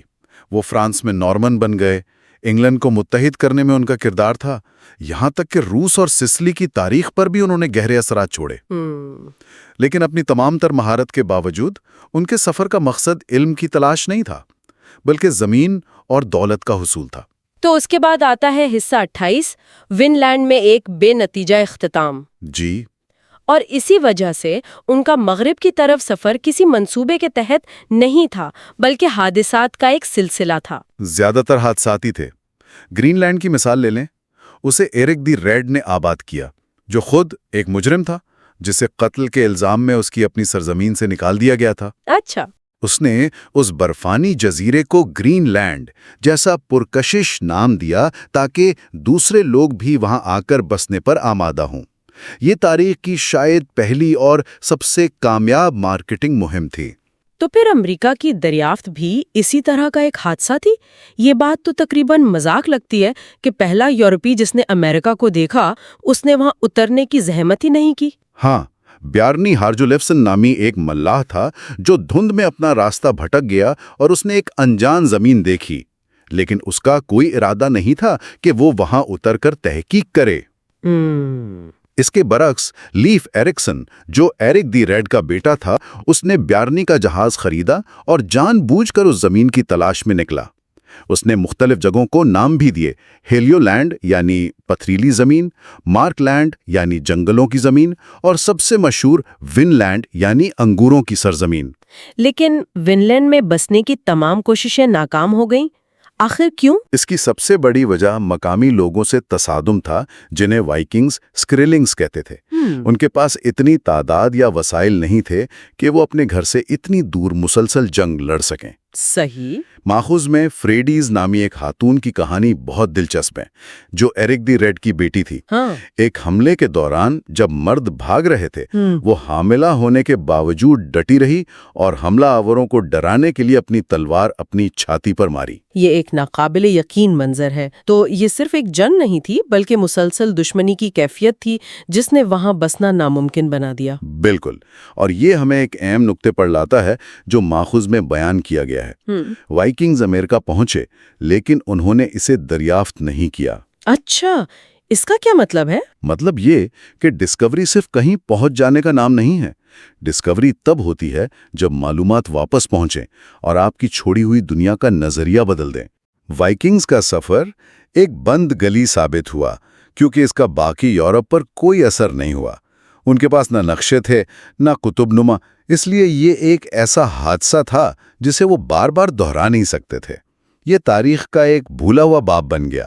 اور اسی لیے یہ باب اگلے مہمجوؤں کے لیے مہم جوئی تیار کرتا ہے. تو اب ہم آتے ہیں حصہ 29، ہواؤں کی طاقت. جی، وائکنگز اس لیے ناکام ہوئے کیونکہ وہ قسمت کے سہارے سفر کر رہے تھے. سمندروں کو صحیح معنوں میں اس ٹیکنالوجی نے کھولا جس نے قسمت پر انحصار کم کر دیا، میگنیٹک قطب نما. قطب نما سے پہلے تو ملاح ہواؤں کے ناموں سے ہی سمت کا اندازہ لگاتے تھے، جو کافی غیر یقینی طریقہ تھا. لیکن جب میگنیٹک قطب نما یورپ پہنچا تو یہ ایک انقلاب تھا. حالانکہ شروع میں لوگ اسے کالا جادو سمجھتے تھے. ہاں، اس سے جڑی تہمات بہت دلچسپ تھیں. ملاحوں کو لہسن کھانے سے منع کیا جاتا تھا کہ کہیں اس کی بو سے میگنیٹک سوئی کام کرنا نہ چھوڑ دے. اچھا. لیکن جب یہ وہم ختم ہوئے تو اس نے جہاز رانی کو ہمیشہ کے لیے بدل دیا. اس نے بحیرہ روم کو سردیوں میں بھی جہاز رانی کے لیے کھول دیا، جس کا مطلب تھا کہ تجارتی بحری بیڑے سال میں ایک کے بجائے 2 چکر لگا سکتے تھے. تو یہ صرف راستہ بتانے والا آلہ نہیں تھا، یہ ایک بہت بڑا معاشی انقلاب تھا. یقیناً. تو ہمارے پاس اب ٹیکنالوجی آ چکی ہے اور اس کے ساتھ ہی آتا ہے کرسٹوفر کولمبس. تو حصہ 30، انڈیز کا منصوبہ. جی، کولمبس جو ایک ملاح سے زیادہ ایک پرعزم سیلز مین تھا، اس نے اپنا منصوبہ پرتگال کے بادشاہ کے سامنے پیش کیا. اور اس کا خیال کیا تھا؟ اس کا خیال سادہ تھا. وہ مغرب کی طرف سفر کر کے مشرق یعنی ایشیا پہنچ سکتا ہے. یہ خیال اسے مارکو پولو کی کہانیوں اور ٹوسکانیلی نامی ایک ماہر کے نقشے سے ملا تھا، لیکن پرتگال کے بادشاہ کی کمیٹی نے اسے مسترد کر دیا. اور وجہ یہ نہیں تھی کہ وہ زمین کو چپٹا سمجھتے تھے جیسا کہ عام طور پر سمجھا جاتا ہے. نہیں، بالکل نہیں، بلکہ اس لیے کہ وہ جانتے تھے کہ کولمبس کا حساب کتاب بالکل غلط تھا. وہ جانتے تھے کہ دنیا کولمبس کی سوچ سے کہیں زیادہ بڑی ہے اور ایشیا اتنا قریب نہیں ہو سکتا. تو وہ ٹیکنیکلی طور پر بالکل صحیح تھے. بالکل صحیح تھے، لیکن کولمبس نے ہار نہیں مانی. کئی سالوں بعد اس نے اسپین کی ملکہ ایزابیلا کو آخرکار راضی کر ہی لیا، اور اس نے اپنا کیس بیچنے کے لیے 2 بڑے دلائل استعمال کیے جو سائنس سے زیادہ عقیدے پر مبنی تھے. اچھا، وہ کیا تھے؟ پہلا یہ کہ زمین کا چھٹا حصہ خشکی ہے، جس کا مطلب تھا کہ سمندر زیادہ چوڑا نہیں ہو سکتا. اور دوسرا، اس نے صرف ان ماہرین کے اندازوں کو چنا جو اس کے نظریے سے مطابقت رکھتے تھے، یعنی اس نے ثبوتوں کو اپنی تھیوری کے مطابق ڈھال لیا. تو اب بات کرتے ہیں حصہ 31، موافق ہوائیں، نرم الفاظ اور قسمت. جی، لیکن اس کی کامیابی صرف اچھی سیلز پچ نہیں تھی. وہ ہواؤں کے نظام کو سمجھنے میں ایک ماہر تھا. نہیں، بالکل نہیں. اس کا راستہ شاندار تھا. وہ سیدھا مغرب کی طرف نہیں گیا بلکہ پہلے جنوب میں کناری جزائر کی طرف گیا تاکہ تجارتی ہواؤں کو پکڑ سکے. یہ ہوائیں گویا مغرب کی طرف جانے والی ایک قابل بھروسہ شاہراہ تھی. اور واپسی پر وہ شمال کی طرف گیا تاکہ مغربی ہواؤں کو پکڑ کر واپس یورپ آ سکے. آج بھی سمندری سفر کے لیے یہ بہترین راستہ مانا جاتا ہے. اور جب سفر لمبا ہونے لگا اور عملہ بغاوت پر اتر آیا تو اس نے انہیں کیسے قابو میں رکھا؟ نرم الفاظ، خزانوں کے وعدوں اور تھوڑے سے دھوکے سے. ماخذ بتاتا ہے کہ وہ 2 لاگ بک رکھتا تھا، ایک اصلی اور ایک جھوٹی، جس میں روزانہ کم فاصلہ درج کیا جاتا تھا تاکہ عملہ یہ سوچ کر خوفزدہ نہ ہو کہ وہ گھر سے بہت دور نکل آئے ہیں. یہ تو کمال ہے. یہ تو 15ویں صدی کا کارپوریٹ فراڈ ہے تاکہ اپنے ملازمین کا حوصلہ بلند رکھا جا سکے. جی، اور ستم ظریفی یہ ہے کہ اس کی جھوٹی لاگ بک جس میں فاصلے کم دکھائے گئے تھے حقیقت سے زیادہ قریب تھی، واقعی؟ کیونکہ وہ خود بھی اپنی رفتار کو بڑھا چڑھا کر پیش کر رہا تھا۔ تو آخرکار وہ زمین پر پہنچا اور فوراً اعلان کر دیا کہ اس نے انڈیز ڈھونڈ لیا ہے۔ اب آتا ہے حصہ 32، جنت ملی اور کھو گئی۔ اور یہاں اس کی ضد واضح نظر آتی ہے۔ اس نے پودوں کی غلط شناخت کی اور مقامی لوگوں کی زبان کو غلط سمجھا۔ جب اس نے کیوبا میں مقامی لوگوں سے کیوبا نکون سنا، جس کا مطلب تھا وسطی کیوبا، تو اس نے اسے فوراً ایل گران خان یعنی چین کا عظیم بادشاہ سمجھ لیا۔ اچھا، اس نے ایک وفد بھیجا کہ جا کر بادشاہ سے ملو، اور انہیں وہاں صرف 50 جھوپڑیوں کا ایک گاؤں ملا۔ لیکن اس ناکام مشن پر انہیں ایک ایسی چیز ملی جس نے دنیا بدل دی، تمباکو۔ تو وہ چین کے شہنشاہ کو ڈھونڈ رہے تھے اور انہیں سگریٹ نوشی میں ہو گئی۔ کیا عجیب اتفاق ہے۔ بالکل، اور اپنے بعد کے سفروں میں اس کا نظریہ مزید عجیب ہوتا گیا۔ جب اس نے جنوبی امریکہ میں اورینوکو دریا کا وسیع میٹھا پانی دیکھا تو اس کا دماغ اس حقیقت کو قبول نہیں کر پایا کہ یہ ایک نیا براعظم ہو سکتا ہے۔ تو اس نے کیا وضاحت دی؟ اس کے لیے صرف ایک ہی وضاحت تھی، یہ عارضی جنت ہے۔ اس نے نظریہ پیش کیا کہ زمین ناشپاتی کی شکل کی ہے اور وہ اس اونچے حصے پر ہے جہاں جنت واقع ہے، اور یہ دریا وہیں سے بہہ رہا ہے۔ یعنی جب حقیقت اس کے نقشے سے مطابقت نہیں رکھتی تھی تو اس نے یہ نہیں مانا کہ نقشہ غلط ہے، بلکہ یہ کہا کہ سیارے کی شکل ہی بدل گئی ہے۔ وہ اسی یقین کے ساتھ مرا کہ وہ ایشیا پہنچا تھا۔ جی، اور یہی چیز اسے امریگو ویسپوچی سے الگ کرتی ہے۔ اور یہ ہمیں لے آتا ہے حصہ 33، نام معلوم کا نام رکھنا۔ تو امریکہ کا نام کولمبس کے بجائے امریگو ویسپوچی کے نام پر کیوں رکھا گیا؟ ویسپوچی ایک تعلیم یافتہ آدمی تھا جس نے کولمبس کے برعکس کھلے ذہن سے مشاہدہ کیا۔ اس نے کہا، تجربہ یقینی طور پر نظریے سے زیادہ قیمتی ہے۔ وہ پہلا شخص تھا جس نے واضح طور پر کہا کہ یہ ایشیا نہیں بلکہ ایک نئی دنیا ہے، ایک چوتھا برائے اعظم۔ تو امریکہ کا نام امریگو کے نام پر اسی لیے پڑا کیونکہ وہ زیادہ ایماندار تھا؟ دراصل یہ بھی ایک حادثہ تھا، نام اس نے خود نہیں رکھا۔ 1507 میں ایک جرمن نقشہ ساز مارٹن والڈے سیمولر نے کتاب میں تجویز دی کہ چونکہ یورپ اور ایشیا کے نام خواتین کے ہیں، اس لیے اس نئی دنیا کا نام اس کے دریافت کنندہ امریگو کے مردانہ نام پر رکھا جائے۔ اور پرنٹنگ پریس کی وجہ سے یہ نام وائرل ہو گیا۔ بالکل، والڈے سیمولر نے بعد میں اپنا ارادہ بدل لیا اور اپنے نقشوں سے یہ نام ہٹا بھی دیا، لیکن تب تک بہت دیر ہو چکی تھی۔ نام لوگوں کے ذہنوں میں بیٹھ چکا تھا۔ تو اب نئی دنیا نقشے پر آ چکی ہے، لیکن ابھی بھی ایک بہت بڑا سوال باقی تھا۔ تو اس کے ساتھ ہم داخل ہوتے ہیں حصہ 8، ہر جگہ سمندری راستے، اور اس میں پہلا ہے حصہ 34، سمندروں کی دنیا۔ جی، اب سوال تھا کہ اس نئی دنیا کے دوسری طرف کیا ہے، اور یہ ہمیں بالبوا اور میجلن کی طرف لاتا ہے۔ بالبوا، جو اپنے قرضوں سے بھاگ رہا تھا، پاناما کے تنگ زمینی راستے کو عبور کرنے والا پہلا یورپین بنا۔ اور وہاں اس نے کیا دیکھا؟ وہاں کھڑے ہو کر اس نے ایک اور وسیع سمندر دیکھا جسے اس نے جنوبی سمندر کا نام دیا۔ یہ وہ لمحہ تھا جب یورپیوں کو احساس ہوا کہ امریکہ اور ایشیا کے بیچ ایک اور بہت بڑا سمندر ہے۔ اور اس سمندر کو عبور کرنے کا ناممکن کام میجلن نے اپنے ذمے لیا۔ اس کا سفر انسانی برداشت کی ایک ناقابل یقین داستان ہے۔ اس کا پہلا چیلنج تو جنوبی امریکہ کے سرے پر ایک سمندری راستہ تلاش کرنا تھا۔ اس نے بغاوتوں کا سامنا کیا اور پھر 38 دن لگا کر میجلن آبنائے کے 334 میل لمبے خطرناک راستے کو عبور کیا، لیکن اس کا اصل امتحان تو آگے تھا۔ بحر الاوکیانا، جو اس کی توقع سے کہیں زیادہ بڑا نکلا۔ یہ ایک اذیت ناک حیرت تھی، 100 دن کا سفر بغیر کسی تازہ خوراک کے۔ اس سفر کا وقایہ نگار پیگافیٹا لکھتا ہے کہ وہ کیڑے لگے بسکٹ، جہاز کے مستول پر لپٹا ہوا چمڑا اور چوہے کھانے پر مجبور تھے۔ میں تصور بھی نہیں کر سکتی کہ وہ کیسا وقت ہوگا۔ یہ ایک معجزہ تھا کہ کوئی زندہ بچا، اور اس سارے عذاب کے باوجود انہوں نے اسے بحر اللقاحل یعنی پرسکون سمندر کا نام دیا، صرف اس لیے کہ ان 100 دنوں میں موسم اچھا رہا تھا۔ کمال ہے۔ تو اب دنیا کا نقشہ مکمل ہو رہا تھا، لیکن ماخذ ایک دلچسپ دور کی نشاندہی کرتا ہے۔ اب ہے حصہ 35، رازداری کا دور۔ جی، آپ سوچیں گے کہ اتنی بڑی دریافتوں کے بعد ممالک اس علم کو دنیا کے ساتھ بانٹیں گے، لیکن انہوں نے اس کے بالکل برعکس کیا۔ انہوں نے اسے چھپانے کی کوشش کی۔ پرتگالی اور ہسپانوی حکومتوں نے اپنے نقشوں اور راستوں کو ریاستی راز بنا دیا۔ معلومات کو تالے میں بند رکھا جاتا تھا تاکہ کوئی اور ملک ان کے راستوں کو استعمال نہ کر سکے۔ اچھا، اسی لیے ویسپوچی کی تحریریں باقی یورپ میں تو چھپیں، لیکن اسپین یا پرتگال میں نہیں، کیونکہ وہ ان کی اجارہ داری کے لیے خطرہ تھیں۔ تو اس رازداری کو کس چیز نے توڑا؟ یہ سوال ہمیں حصہ 36 پر لاتا ہے، جب علم تجارت بن گیا۔ ایک بار پھر ٹیکنالوجی نے، پرنٹنگ پریس نے جغرافیائی علم کو ایک ایسی چیز بنا دیا جسے پیک کر کے بیچا جا سکتا تھا۔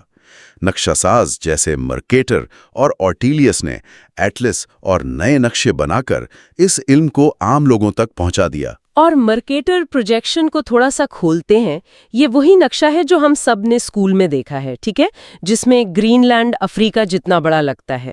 وہی ہے، اس میں جگہوں کا سائز تو بگڑ جاتا ہے، لیکن ایک ملاح کے لیے یہ ایک نعمت تھی۔ اس کا مطلب تھا کہ وہ اپنے نقطۂ آغاز سے منزل تک ایک سیدھی لکیر کھینچ سکتا تھا اور اسی سمت میں جہاز چلا کر وہاں پہنچ سکتا تھا۔ اس نے کروی دنیا کو ایک قابل استعمال فلیٹ چارٹ میں بدل دیا۔ تو اب نقشے پر صرف ایک بڑی خالی جگہ باقی تھی، جنوب، اور اس کے ساتھ آتا ہے حصہ 37، منفی دریافت کی مشقتیں۔ جی، اور اس خالی جگہ سے جڑا تھا عظیم جنوبی بر اعظم کا افسانہ۔ یہ کیا تھا؟ یہ خیال قدیم یونانیوں سے آیا تھا کہ دنیا میں توازن کے لیے، شمال کی خشکی کو متوازن کرنے کے لیے، جنوب میں بھی اتنی ہی بڑی زمین ہونی چاہیے۔ صدیوں تک نقشہ ساز اس خالی جگہ کو ٹیرا آسٹریلیس انکوگنیٹا، نامعلوم جنوبی زمین، نامی ایک خیالی براعظم سے بھرتے رہے۔ اور پھر آئے کیپٹن جیمز کک، جو ایک بالکل مختلف قسم کے مہم جو تھے۔ وہ نہ سونا ڈھونڈ رہے تھے، نہ جنت۔ کک ایک سائنسدان تھے۔ ان کا مشن، جسے ماخذ منفی دریافت کہتا ہے، یہ ثابت کرنا تھا کہ یہ براعظم موجود نہیں ہے۔ اور یہ کسی چیز کو ڈھونڈنے سے کہیں زیادہ مشکل کام ہے۔ بالکل، آپ کو ہر جگہ دیکھنا پڑتا ہے تاکہ آپ یقین سے کہہ سکیں کہ وہاں کچھ نہیں ہے۔ اور آخر میں انہوں نے کیا پایا؟ انہیں انٹارکٹیکا کے برفانی تودے اور پہاڑ ملے۔ انہوں نے نتیجہ اخذ کیا کہ اگر کوئی براعظم ہے بھی تو وہ قطب کے اتنا قریب ہے کہ وہاں جہاز رانی ناممکن ہے۔ اس نے مؤثر طریقے سے 2 صدیوں پرانی تلاش کا خاتمہ کر دیا۔ اور ان کا ایک اور بڑا کارنامہ بھی تھا، ہے نا؟ جی، اسکروی کی بیماری پر قابو پانا۔ اس نے اپنے عملے کی خوراک اور صفائی کا اتنا خیال رکھا کہ اس بیماری سے ایک بھی ملاح کی جان نہیں گئی، جو اس دور میں ایک معجزے سے کم نہیں تھا۔ تو اس پوری کہانی کو سمیٹتے ہیں۔ ہم نے وائکنگز کی حادثاتی لینڈنگ سے سفر شروع کیا اور کیپٹن کک کی منظم سائنسی مہم پر ختم کیا، جس کا مقصد ایک افسانے کو غلط ثابت کرنا تھا۔ یہ سوچ اور طریقے کی ایک بہت بڑی تبدیلی ہے۔ بالکل، یہ کہانی ہے کہ ایک عالمی نظریہ کیسے بنا، کسی عظیم منصوبے کے تحت نہیں، بلکہ حادثے، لالچ، عقیدے، مہتواکانکشا اور آخر میں سائنسی شک کے ایک پیچیدہ اور اکثر خونی عمل کے ذریعے۔ دنیا کا نقشہ صرف دریافت نہیں کیا گیا، اسے تکلیف دہ طور پر ٹکڑے ٹکڑے جوڑ کر بنایا گیا تھا۔ اور آخر میں ایک سوچ چھوڑ جاتے ہیں۔ ماخذ یہ دکھاتا ہے کہ ان میں سے زیادہ تر مہم جو ان چیزوں کی تصدیق کرنے نکلے تھے جنہیں وہ پہلے سے سچ مانتے تھے، چاہے وہ بائبل ہوں، قدیم یونانی نظریات ہوں یا مارکو پولو کی کہانیاں۔ تو چبھتا ہوا سوال یہ ہے کہ آج معلومات کے اس دور میں ہم اپنے ذہنوں میں دنیا کے کن نقشوں سے چمٹے ہوئے ہیں جو ہمیں وہ دیکھنے سے روک رہے ہیں جو حقیقت میں وہاں موجود ہے؟ کتاب 3 فطرت، اس کا بنیادی خیال یہی ہے کہ فطرت کو دریافت کرنا صرف نئی چیزیں تلاش کرنا نہیں تھا، بلکہ پرانے خیالات کو ترک کرنا تھا۔ اور یہ دریافت صرف چند سائنسدانوں کی میراث نہیں تھی، یہ ایک ایسا دور تھا جب عام لوگ، شوقیہ ماہرین، وہ بھی صدیوں پرانے نظریات کو چیلنج کر رہے تھے۔ ٹھیک ہے، تو آئیے اس کتاب کے پہلے بڑے حصے میں چلتے ہیں۔ حصہ 9، اندیکھے کو دیکھنا۔ اور اس کی شروعات وکٹر ہیوگو کے ایک زبردست سوال سے ہوتی ہے۔ کون سا سوال؟ جہاں دوربین ختم ہوتی ہے وہاں خوردبین شروع ہوتی ہے، دونوں میں سے کس کا نظارہ زیادہ عظیم ہے؟ واہ، یہ سوال تو واقعی پوری گفتگو کا خلاصہ ہے۔ تو یہ زلزلہ شروع کہاں سے ہوا؟ اس کی ابتدا ایک ایسے نظام سے ہوئی جو 1500 سال تک ناقابل تسخیر سمجھا جاتا تھا۔ بطلیموسی نظام. ہاں، یعنی یہ کہنا بہت آسان ہے کہ زمین مرکز میں ہے اور سب کچھ اس کے گرد گھومتا ہے. کیونکہ ہماری آنکھیں روز یہی دیکھتی ہیں. بالکل. یہ تو خالص عام فہم ہے. سورج مشرق سے نکلتا ہے، مغرب میں ڈوبتا ہے، ہمیں تو کوئی حرکت محسوس نہیں ہوتی. اور وہ صرف ایک کہانی نہیں تھی، وہ ایک کارآمد ماڈل تھا. اس نے پیشین گوئیوں میں مدد دی، کیلنڈر بنائے، یہاں تک کہ کولمبس جیسے مہمجوؤں نے بھی اسی نظام کی مدد لی. تو پھر اسے چیلنج کیوں کیا گیا؟ یہیں سے نکولس کوپرنکس کی کہانی شروع ہوتی ہے. اور یہی بات سب سے حیران کن ہے.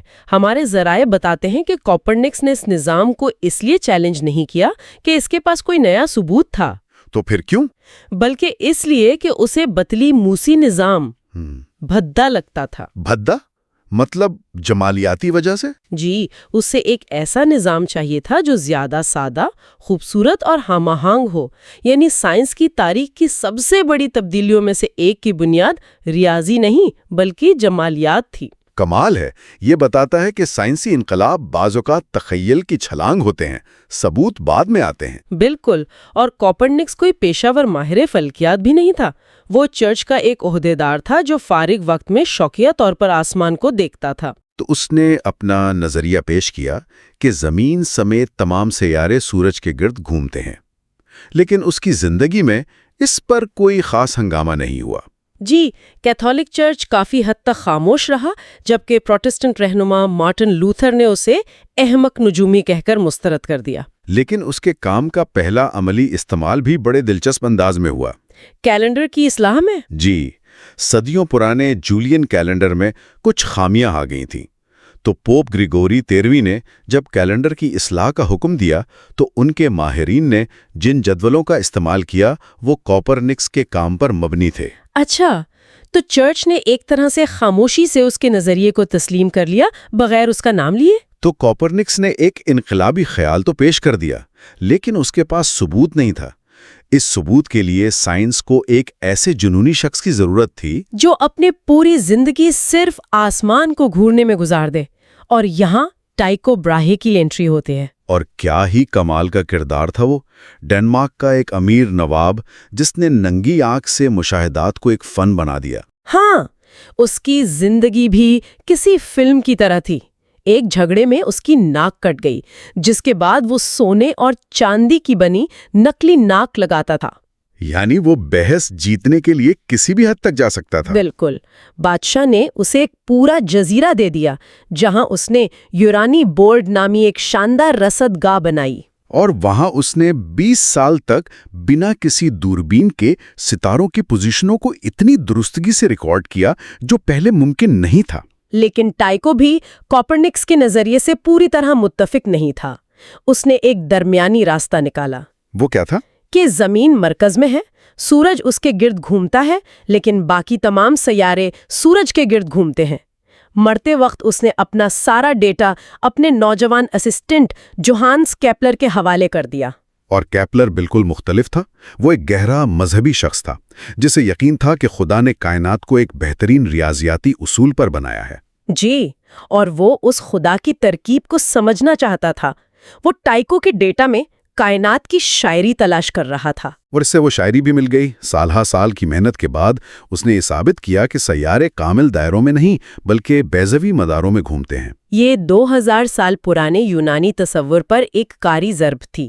اس نے یہ بھی کہا کہ سورج صرف روشنی کا گھولا نہیں بلکہ ایک مقناطیسی قوت ہے جو سیاروں کو کھینچتی ہے. یہاں سے کائنات کو ایک جاندار وجود کے بجائے ایک مشین کے طور پر دیکھنے کا آغاز ہوا. تو اب ہمارے پاس ایک خوبصورت نظریہ بھی تھا اور اس کو سہارا دینے والی ریاضی کی، لیکن اب بھی کوئی ایسا ثبوت نہیں تھا جسے عام آدمی اپنی آنکھوں سے دیکھ سکے. اور پھر ایک ایسی ایجاد ہوئی جو اتفاقاً وجود میں آئی، دوربین. اور یہ بھی کسی سائنسدان نے نہیں بلکہ ایک چشمہ ساز ہانس لپرشے کے بچوں نے کھیل کھیل میں ایجاد کی. جی، انہوں نے 2 عدسوں کو جوڑا تو دور کی چیزیں قریب نظر آنے لگیں. اس وقت پڑھے لکھے لوگ عدسوں کو شک کی نگاہ سے دیکھتے تھے. لیکن پھر گیلیلیو گلیلی نے اس کھلونے کو اٹھایا اور اسے آسمان کی طرف کر دیا.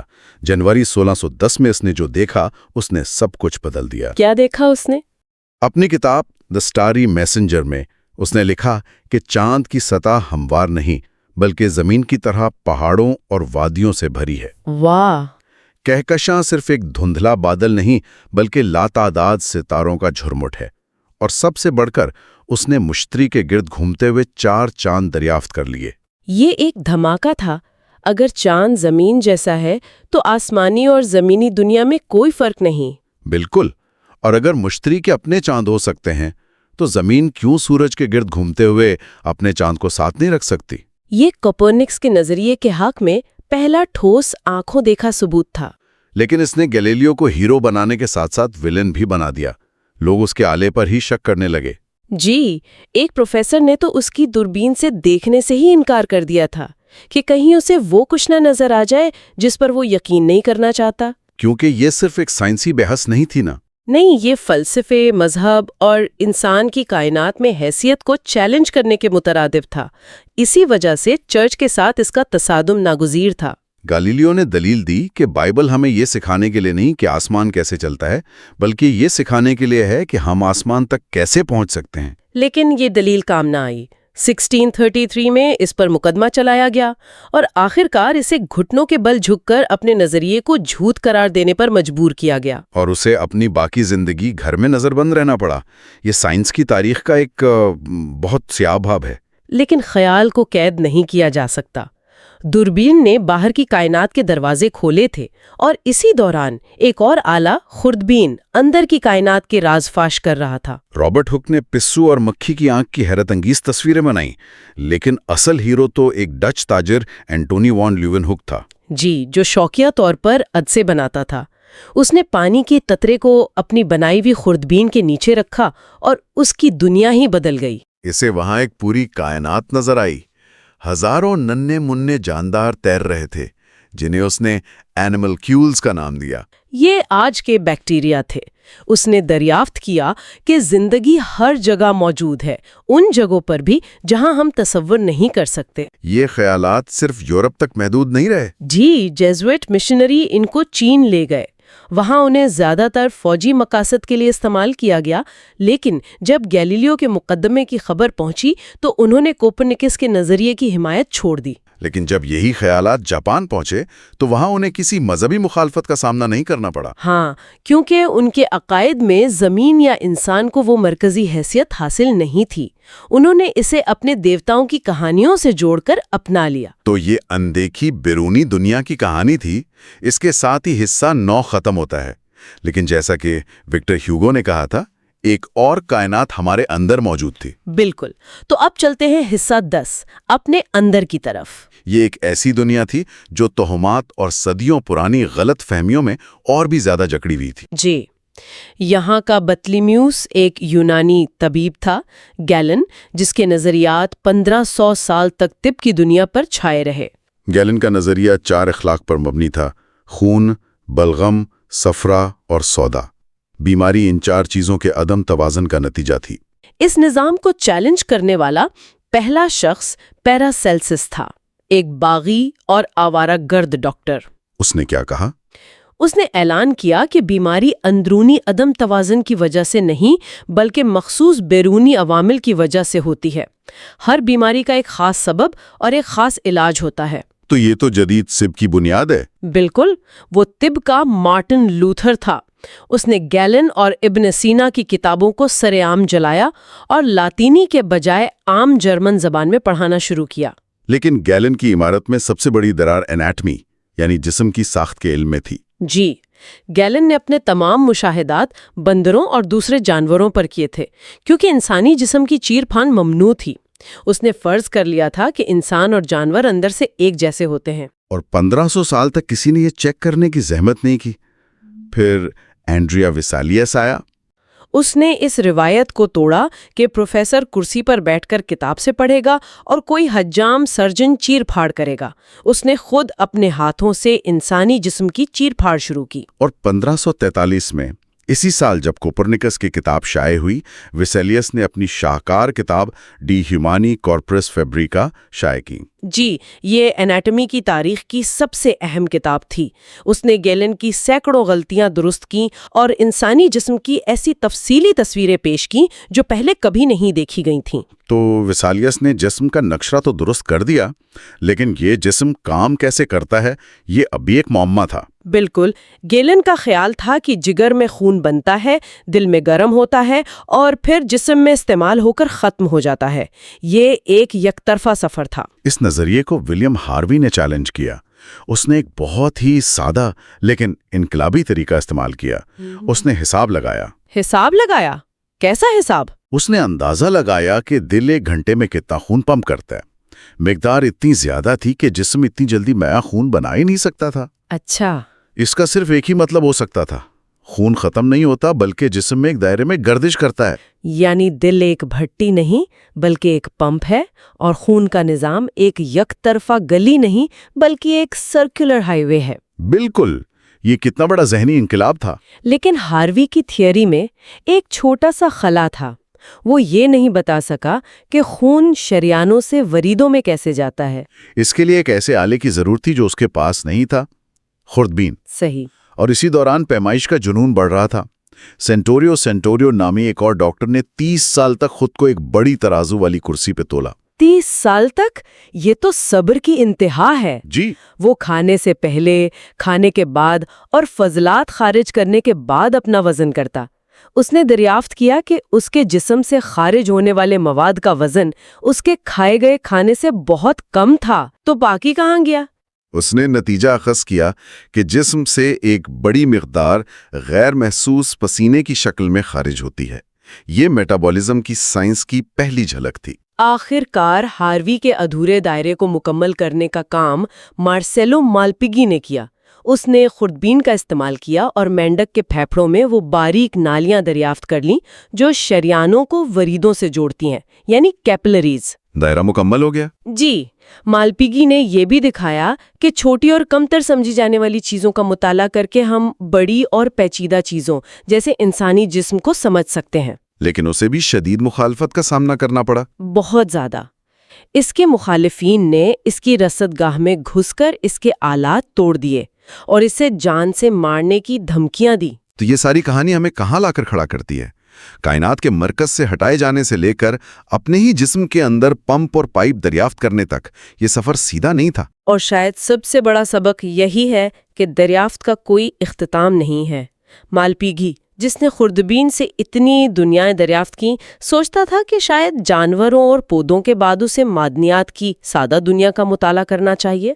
وہ نہیں جانتا تھا کہ ایک پتھر کا ٹکڑا بھی ایٹموں اور مالیکیولز کی ایک پیچیدہ کائنات ہے۔ بالکل، جب بھی ہم اندیکھے کو دیکھنے کی کوشش کرتے ہیں، ہمیں صرف ایک نئی، چھوٹی اور زیادہ پیچیدہ دنیا کا دروازہ کھلا ملتا ہے جو مزید کھوج کی دعوت دے رہی ہوتی ہے۔ چلیں تو شروع کرتے ہیں۔ حصہ 11، سائنس عوام تک پہنچتی ہے۔ جی، اور اس میں ہمارا پہلا نقطہ ہے نقطہ 50، سائنسدانوں کی پارلیمنٹ۔ اچھا، تو 17ویں صدی کی بات ہو رہی ہے۔ کیا اس سے پہلے سائنس ایک انفرادی کوشش سمجھی جاتی تھی؟ زیادہ تر ایسا ہی تھا۔ علم اکثر لاطینی زبان میں تھا جو صرف پڑھے لکھے طبقے تک محدود تھا۔ لیکن پھر ایک تبدیلی آنا شروع ہوئی، اور اس تبدیلی کے مرکز میں فرانس کا ایک راہب تھا، مارین مرسین۔ اچھا، مرسین خود کوئی بہت بڑا سائنسدان نہیں تھا، لیکن اس میں لوگوں کو جوڑنے کی غضب کی صلاحیت تھی۔ اس کی خانقاہ پیرس میں سائنس کا مرکز بن گئی تھی۔ تو وہ ایک طرح سے اس دور کا سائنسی ملزم تھا جو سب کو ایک پلیٹ فارم پر اکٹھا کرتا تھا۔ بالکل، آپ اسے ایک ہیومن انٹرنیٹ کہہ سکتی ہیں۔ وہ یورپ بھر کے سائنسدانوں کے درمیان خط و کتابت کا ایک نیٹ ورک چلاتا تھا۔ کمال ہے۔ جی، اگر ڈیکارٹ کو ہالینڈ میں کوئی نیا خیال آتا تو مرسین اس بات کو یقینی بناتا کہ وہ خیال اٹلی اور انگلینڈ کے سائنسدانوں تک بھی پہنچے۔ اس نے سائنس کو ایک اجتماعی مکالمے میں بدل دیا۔ تو مرسین کا یہ ماڈل انگلینڈ میں بھی کسی نے اپنایا؟ جی ہاں، انگلینڈ میں ہینری اولڈنبرگ نے اسی ماڈل کو اپنایا اور اسے ایک نئی سطح پر لے گیا۔ اس نے رائل سوسائٹی کی بنیاد رکھی۔ لیکن اولڈنبرگ نے ایک انقلابی قدم اٹھایا۔ اس نے 1665 میں فلوسافیکل ٹرانزیکشنز کے نام سے ایک جریدہ شروع کیا۔ تو یہ پہلا سائنسی جرنل تھا؟ جی، تاریخ کا پہلا سائنسی جرنل۔ اس کا مقصد تھا کہ نئی دریافتوں کو خطوط میں چھپانے کے بجائے سب کے لیے شائع کیا جائے۔ ایک منٹ، تو کیا اس سے پہلے سائنسدان اپنی دریافتیں چھپا کر رکھتے تھے؟ بالکل یہی ہوتا تھا۔ علم طاقت تھا اور اسے بانٹا نہیں جاتا تھا۔ ओल्डनबर्ग ने इस सोच को जड़ से उखाड़ दिया।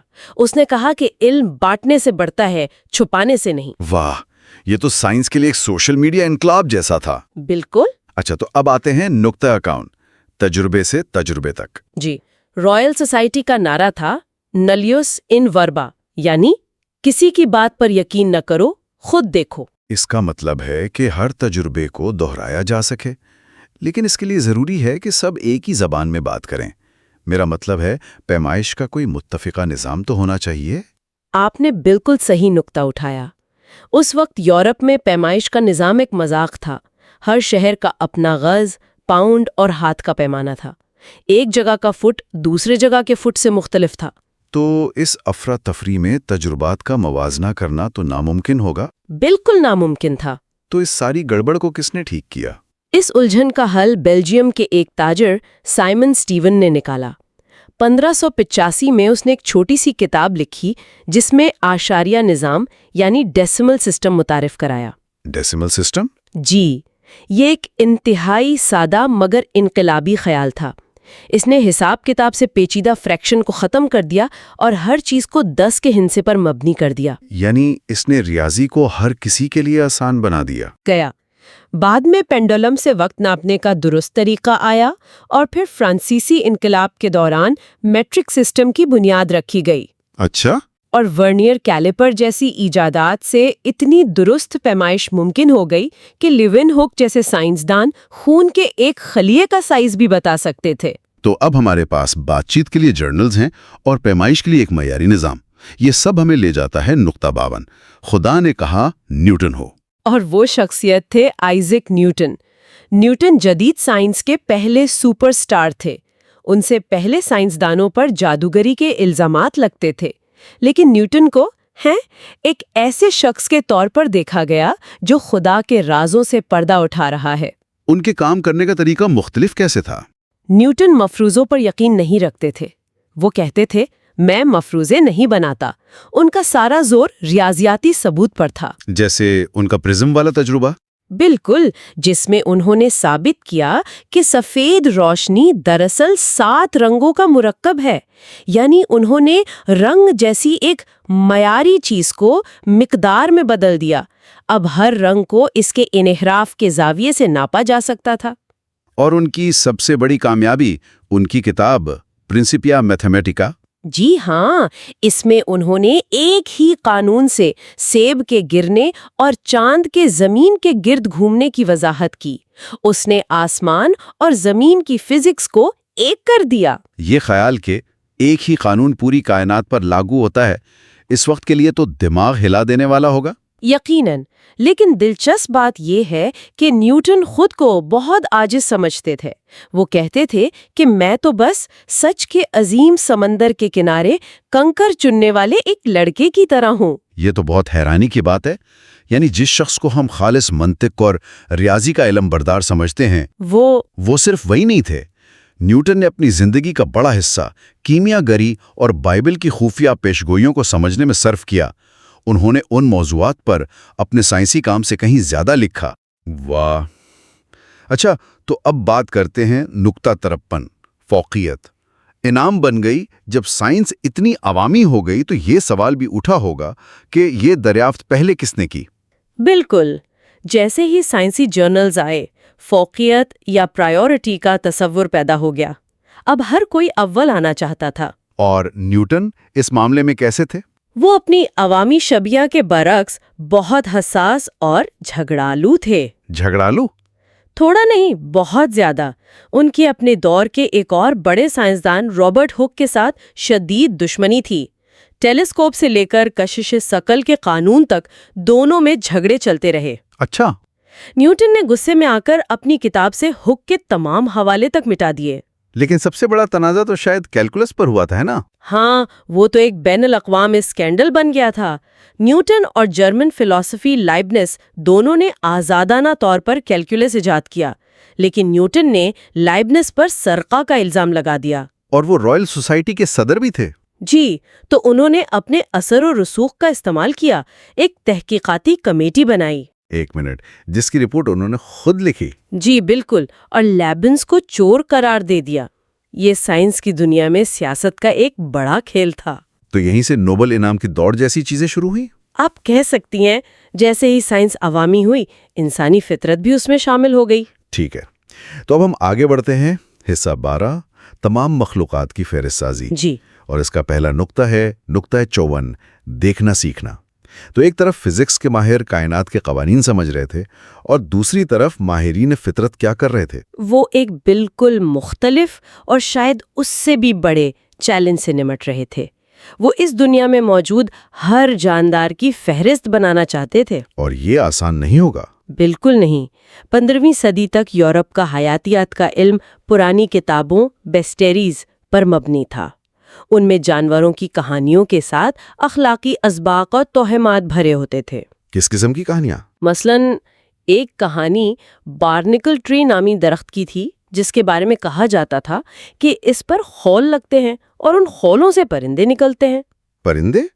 درخت سے؟ جی، اور ان کتابوں کی تصاویر بھی اصل سے بہت دور ہوتی تھیں، کیونکہ وہ صدیوں سے ایک دوسرے کی نقل کی جا رہی تھیں۔ تو پھر سائنسدانوں نے کتابوں سے باہر نکل کر اصل فطرت کو دیکھنا کب شروع کیا؟ اس تبدیلی کا آغاز لیونارڈو ڈا ونچی اور ڈیور جیسے فنکاروں نے کیا۔ انہوں نے جانوروں اور پودوں کو دیکھ کر ان کی حقیقت پسندانہ تصویریں بنانا شروع کیں۔ پھر جرمنی کے کچھ ماہرین نباتات نے ایسی کتابیں شائع کیں جن میں تصویریں براہ راست پودوں کو دیکھ کر بنائی گئی تھیں۔ یہ ایک بہت بڑی تبدیلی تھی۔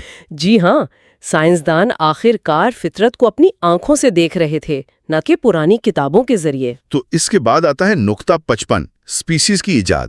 اگر سائنسدان ہزاروں نئے پودے اور جانور دریافت کر رہے تھے تو ان سب کو ترتیب دینا تو بہت مشکل ہوگا۔ تھی، اور اس نظام کے لیے ایک بنیادی اکائی کی ضرورت تھی۔ اور وہ بنیادی اکائی کیا تھی؟ وہ تھا سپیسیز یا نوع کا تصور۔ لیکن اس کی راہ میں ایک بہت پرانا عقیدہ حائل تھا، خود بخود پیدائش کا نظریہ۔ اچھا، یعنی یہ خیال کہ کیڑے مکوڑے گندگی سے خود ہی پیدا ہو جاتے ہیں؟ بالکل، اور مینڈک کیچڑ سے۔ اگر زندگی کہیں سے بھی شروع ہو سکتی ہے تو پھر نوع کا تصور بے معنی ہو جاتا ہے۔ تو اس خیال کو کس نے چیلنج کیا؟ فرانسسکو ریڈی نامی ایک سائنسدان نے ایک بہت ہی سادہ تجربے سے اسے چیلنج کیا۔ اس نے گوشت کی 2 ٹکڑے لیے، ایک کو کھلا چھوڑ دیا اور دوسرے کو ڈھانپ دیا۔ اور کھلے گوشت پر کیڑے پڑ گئے؟ جی، کیونکہ اس پر مکھیاں بیٹھی تھی۔ ڈھکے ہوئے گوشت میں کچھ نہیں ہوا۔ اس نے ثابت کیا کہ کیڑے خود بخود پیدا نہیں ہوتے۔ اس کے بعد انگریز ماہر فطرت جان رے نے سپیسیز کی جدید تعریف پیش کی۔ اور وہ کیا تھی؟ کہ سپیشیز ایسے جانداروں کا گروہ ہے جو آپس میں مل کر اپنی جیسی نسل پیدا کر سکتے ہیں۔ تو یہاں سے درجہ بندی کا کام آگے بڑھا، اور اب ہم بات کرتے ہیں نقطہ 56، نمونوں کا شکار۔ جی، اور جان رے کے کام کو سویڈن کے ایک ماہر نباتات کیرولس لینیس نے انتہا تک پہنچا دیا۔ لینیس ایک شاندار منتظم تھا، وہ فطرت کا ہیڈ لائبریرین بننا چاہتا تھا۔ اس نے پودوں کی درجہ بندی کا ایک بہت سادہ نظام بنایا جو ان کے جنسی اعضاء کی تعداد پر مبنی تھا۔ اور اس کا سب سے بڑا کارنامہ کیا تھا؟ اس کا سب سے بڑا کارنامہ تھا بائنومیل نومنکلیچر، یعنی ہر جاندار کو 2 حصوں پر مشتمل ایک لاطینی نام دینا، جیسے انسان کے لیے ہومو سیپینز۔ اس نے تو حیاتیات کو ایک عالمگیر زبان دے دی ہوگی۔ بالکل، اب چین کا ایک سائنسدان اور برازیل کا ایک سائنسدان ایک ہی پودے کے بارے میں بغیر کسی غلط فہمی کے بات کر سکتے تھے۔ اور اس نے یہ معلومات اکٹھی کیسے کی؟ لینیس نے اپنے شاگردوں کو، جنہیں وہ اپنے حواری کہتا تھا، پوری دنیا میں نمونے اکٹھے کرنے کے لیے بھیجا۔ وہ خطرناک سفر پر نکلے اور کئی اپنی جان سے بھی ہاتھ دھو بیٹھے۔ صرف علم کی خاطر؟ جی، ان کی بدولت ہزاروں نئی انواع دریافت ہوئیں، اور لینیس نے فخر سے کہا، خدا نے تخلیق کیا، لینیس نے ترتیب دی۔ ٹھیک ہے، تو اب ہم بات کرتے ہیں نقطہ 57، ماضی کو پھیلانا۔ لینیس کا کام تو بہت منظم لگتا ہے، لیکن کیا سبھی سائنسدان فطرت کو ایسے خانوں میں تقسیم کرنے پر متفق تھے؟ ہرگز نہیں۔ فرانس کا ایک ماہر فطرت کاؤنٹ ڈی بوفون لینیس کا سخت مخالف تھا۔ اس کا ماننا تھا کہ فطرت ایک مسلسل بہاؤ ہے، اسے خانوں میں قید نہیں کیا جا سکتا۔ لیکن بوفون کا سب سے بڑا اور دھماکہ خیز کام وقت کے تصور سے متعلق تھا۔ اس کا کیا مطلب؟ اس زمانے میں بائبل کی تشریف کی بنیاد پر دنیا کی عمر صرف 6000 سال مانی جاتی تھی۔ بفون نے ایک تجربہ کیا۔ اس نے لوہے کے گولوں کو گرم کیا اور ان کے ٹھنڈا ہونے کے وقت کو ناپا۔ اچھا، اس حساب سے اس نے اندازہ لگایا کہ اگر زمین بھی پگھلے ہوئے مادے کا ایک گولا تھی تو اسے ٹھنڈا ہونے میں کم از کم 75,000 سال لگے ہوں گے۔ ایک منٹ، 6000 سال سے سیدھا 75,000 سال؟ یہ تو چرچ کے لیے ایک بہت بڑا چیلنج ہوگا۔ یہ ایک دھماکہ خیز دعویٰ تھا۔ اس نے گہرے وقت یعنی ڈیپ ٹائم کا تصور پیش کیا۔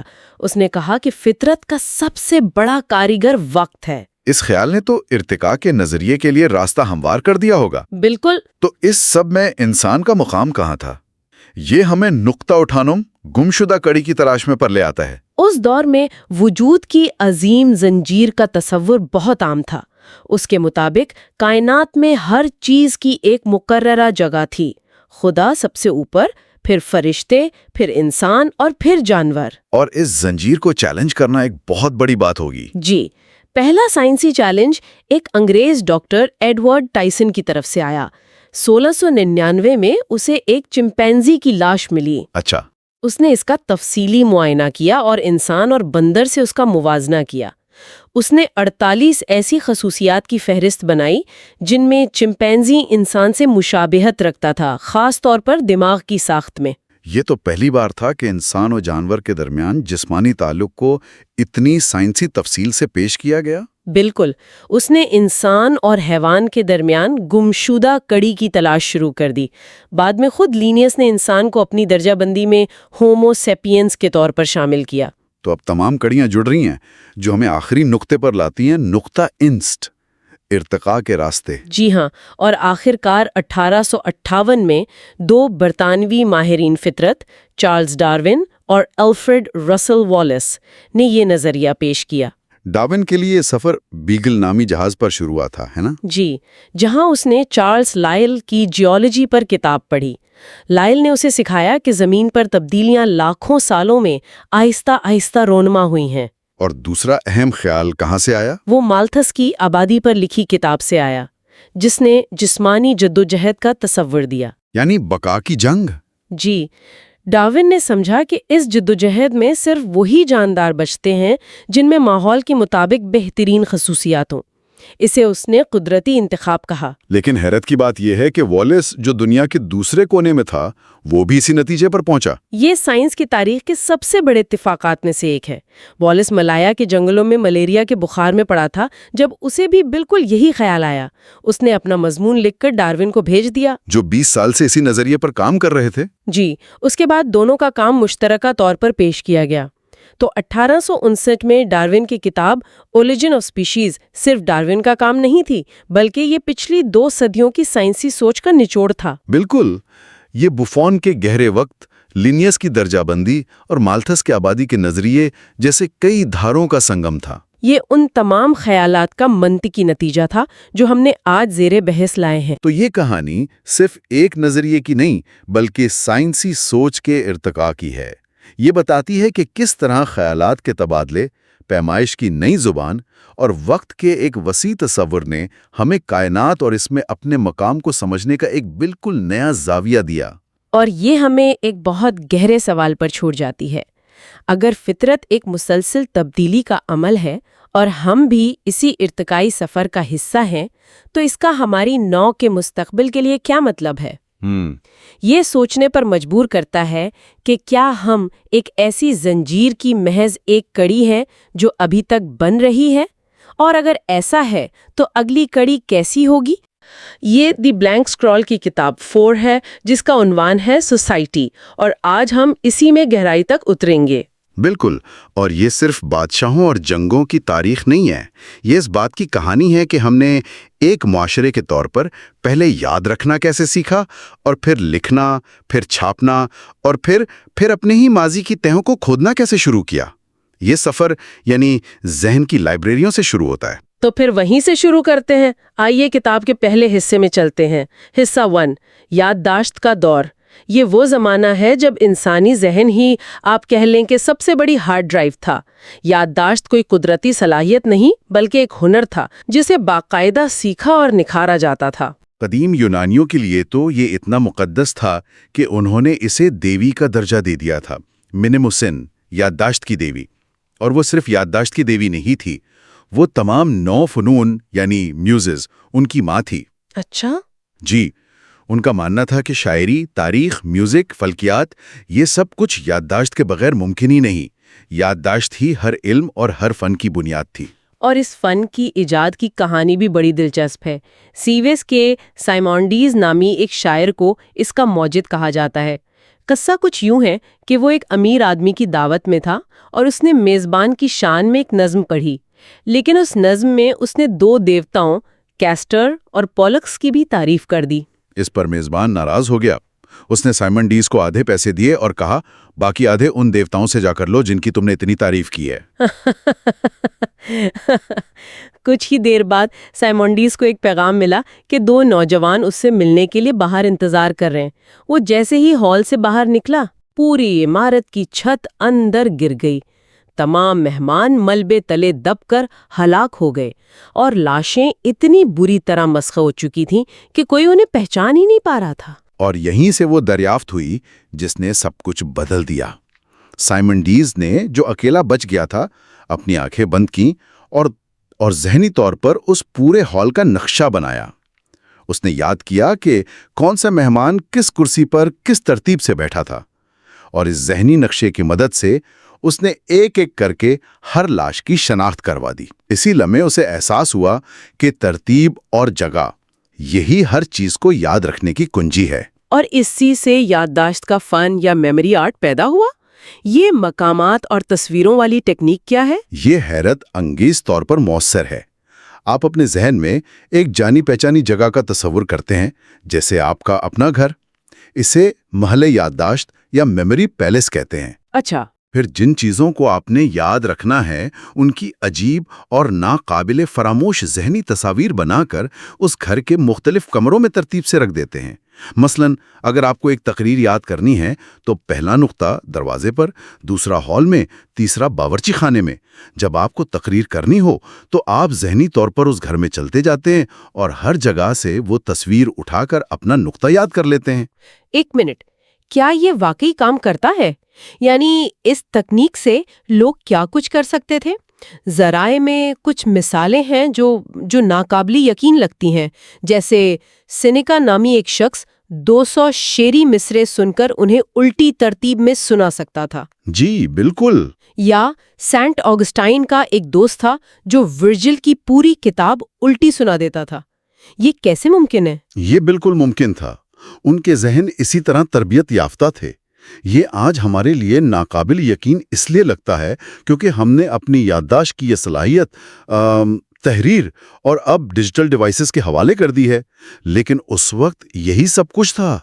ایلیاڈ اور اوڈیسی جیسی عظیم نظمیں جن میں ہزاروں مصرے ہیں، ہاں، وہ تحریر کے بغیر ہی نسل در نسل منتقل ہوئیں۔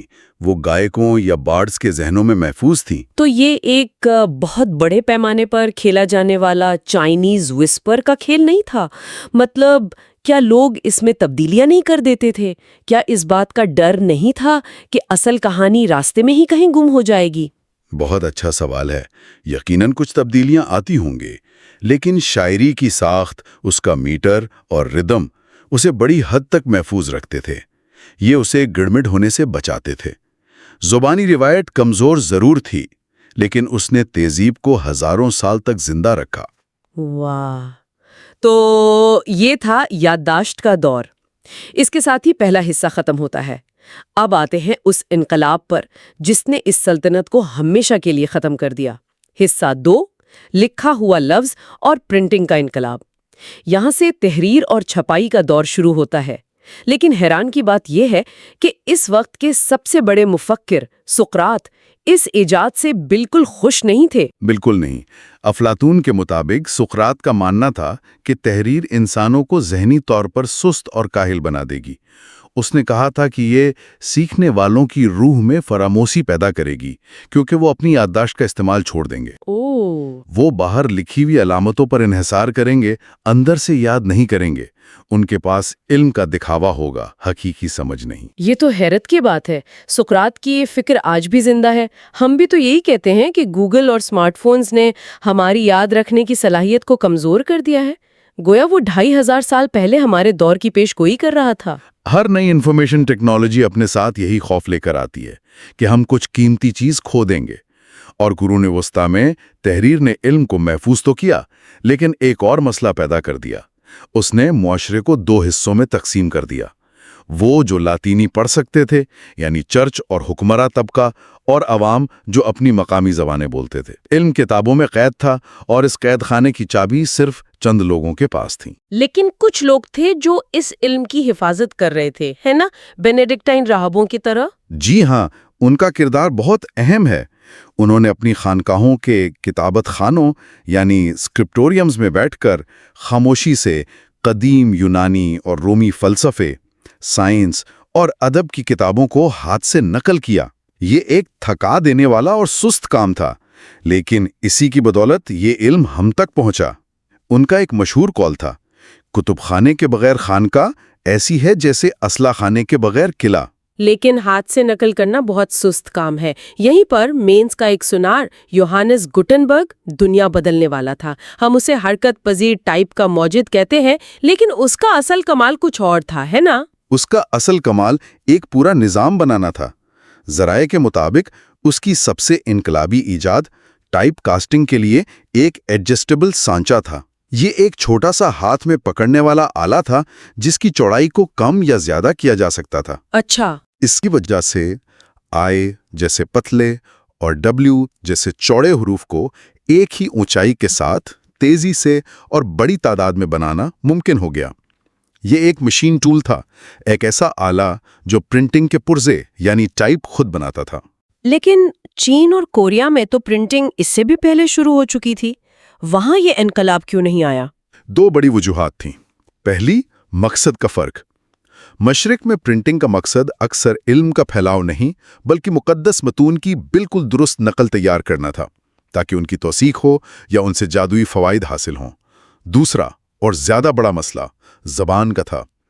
چینی زبان میں ہزاروں حروف ہیں۔ ہاں۔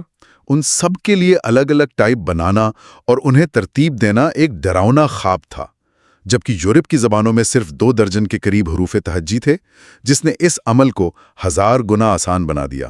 اور ذرائع میں یہ بھی ذکر ہے کہ چین میں چھپائی کا ایک اور بڑا استعمال کاغذی کرنسی اور تاش کے پتوں کے لیے بھی ہوا۔ ایسا اکثر ہوتا ہے۔ شاید علم سے پہلے پیسہ اور جوا مغرب تک پہنچے۔ تیسرے حصے میں داخل ہوتے ہیں، حصہ 3، لاطینی سے مقامی زبانوں تک۔ تو پرنٹنگ پریس آ گیا ہے۔ اب سوال یہ تھا کہ کتابیں کس زبان میں چھاپی جائیں، لاطینی میں جو صرف پڑھے لکھے لوگ سمجھتے تھے، یا مقامی زبانوں میں جو عوام بولتی تھی۔ اور اسی فیصلے نے جدید دنیا کی بنیاد رکھی۔ پرنٹرز جو دراصل کاروباری لوگ تھے، زیادہ سے زیادہ کتابیں بیچنا چاہتے تھے، اس لیے انہوں نے مقامی زبانوں فرانسیسی، جرمن، انگریزی میں چھاپنا شروع کیا۔ اس سے پہلے ہر علاقے کی اپنی بولی تھی، کوئی ایک معیاری فرانسیسی یا جرمن زبان نہیں تھی۔ پرنٹرز کو فیصلہ کرنا پڑتا تھا کہ وہ کون سی بولی استعمال کریں گے، اور جس بولی کا وہ انتخاب کرتے وہی آہستہ آہستہ پورے ملک کا معیار بن جاتی۔ مجھے یہ ولیم کیکسٹن والی کہانی بہت پسند ہے۔ یہ ایک چھوٹا سا واقعہ ہے جو ایک بہت بڑی تبدیلی کو ظاہر کرتا ہے۔ کیکسٹن انگلینڈ کا پہلا پرنٹر تھا، اور اسے فیصلہ کرنا تھا کہ انگریزی آخر ہے کیا۔ اس نے خود یہ قصہ سنایا۔ کچھ تاجر جو لندن سے تھے، سفر کرتے ہوئے کینٹ کے ساحل پر ایک گھر میں رکے اور انہوں نے انڈے مانگے، ایگز۔ گھر کی مالکن جو مکانی کینٹش بولی بولتی تھی، ان کی بات سمجھ نہ سکی۔ اس نے غصے سے کہا کہ وہ فرینچ نہیں بولتی۔ آخرکار ایک اور تاجر نے، جسے مکانی بولی آتی تھی، ایرن کہا، تب جا کر اسے سمجھ آیا۔ یہ تو زبردست ہے۔ تو انگریزی زبان کا مستقل اس بات پر طے ہوا کہ خاتون کو انڈے سمجھ نہیں آئے۔ آج بھی تو یہی ہوتا ہے۔ کراچی اور لاہور کی اردو میں کتنا فرق ہے۔ بالکل۔ کیکسٹن نے خود سے پوچھا، آج کل ایک شخص کو کیا لکھنا چاہیے، ایجس یا ایرن؟ اس نے لندن اور اس کے آس پاس کی پڑھی لکھی بولی کا انتخاب کیا اور وہی جدید انگریزی کی بنیاد بنی۔ اس معیاری بندی نے قومی ادب کو جنم دیا۔ جب مارٹن لوتھر نے بائبل کا جرمن میں ترجمہ کیا اور اسے چھاپا تو اس نے صرف مذہب میں انقلاب برپا نہیں کیا بلکہ اس نے جدید جرمن زبان کی بنیاد بھی رکھ دی۔ جی بالکل۔ تو یہ حصہ اس بات پر ختم ہوتا ہے کہ لوگوں کے پاس اب اپنی زبان میں چھپی ہوئی کتابیں تھیں۔ اب وہ صرف بائبل نہیں پڑھ رہے تھے، انہوں نے اپنی تاریخ کو بھی نئے سرے سے پڑھنا اور لکھنا شروع کر دیا ہوگا۔ جی، اور یہیں سے ہم اپنے اگلے حصے کی طرف بڑھتے ہیں۔ حصہ 4، ماضی کی دریافت۔ تو ایک بار جب معاشرے اپنے حال کو اپنی زبان میں ریکارڈ کرنے لگے تو انہوں نے اپنے ماضی کو بھی تنقیدی نظر سے دیکھنا شروع کیا۔ تاریخ ایک علم کے طور پر کیسے پیدا ہوئی؟ اس کی جڑیں بھی قدیم یونان میں ہیں۔ لفظ ہسٹری یونانی لفظ ہسٹوریا سے نکلا ہے، جس کا مطلب ہے تحقیق یا تفتیش۔ ہیروڈوٹس نے مختلف ثقافتوں کا سفر کیا اور جو کچھ دیکھا اسے ریکارڈ کرنے کی کوشش کی۔ اس کے بعد سوسیڈائٹس آیا، جس نے پیلوپونیشین جنگ کی ایسی موضوعی رپورٹنگ کی جو جذبات سے پاک ہو اور مستقبل کے لیے ایک سبق ہو۔ لیکن پھر عیسائیت کے آنے سے یہ نظریہ بدل گیا۔ سینٹ آگسٹائن کی کتاب خدا کا شہر نے تاریخ کو ایک سیدھی لکیر کے طور پر پیش کیا جس کا ایک الہی مقصد تھا۔ تو تاریخ تحقیق سے ہٹ کر تصدیق کا ذریعہ بن گئی، یعنی ایک ایسی کہانی کو ثابت کرنا جس پر آپ پہلے سے ہی یقین رکھتے ہیں۔ بالکل، تاریخ کا مقصد سچائی کی تلاش نہیں بلکہ خدا کے منصوبے کو سمجھنا بن گیا۔ یہ تنقیدی روح نشاط ثانیہ میں دوبارہ زندہ ہوئی، خاص طور پر لورینزو والا کے کام میں، جو ایک طرح کا لسانی جاسوس تھا۔ اچھا۔ اس نے کانسٹانٹن کا عطیہ نامی ایک دستاویز کا تجزیہ کیا۔ یہ وہ دستاویز تھی جس کی بنیاد پر پوپ اٹلی پر اپنی دنیاوی حکمرانی کا دعویٰ کرتے تھے۔ اور والا نے اسے جعلی ثابت کر دیا؟ ہاں، صرف زبان کی بنیاد پر۔ اس نے ثابت کیا کہ دستاویز میں استعمال ہونے والی لاطینی زبان 4 صدی کی نہیں جب قسطنطین زندہ تھا بلکہ 8ویں صدی کی ہے۔ اس میں ایسے الفاظ اور محاورے تھے جو قسطنطین کے دور میں موجود ہی نہیں تھے۔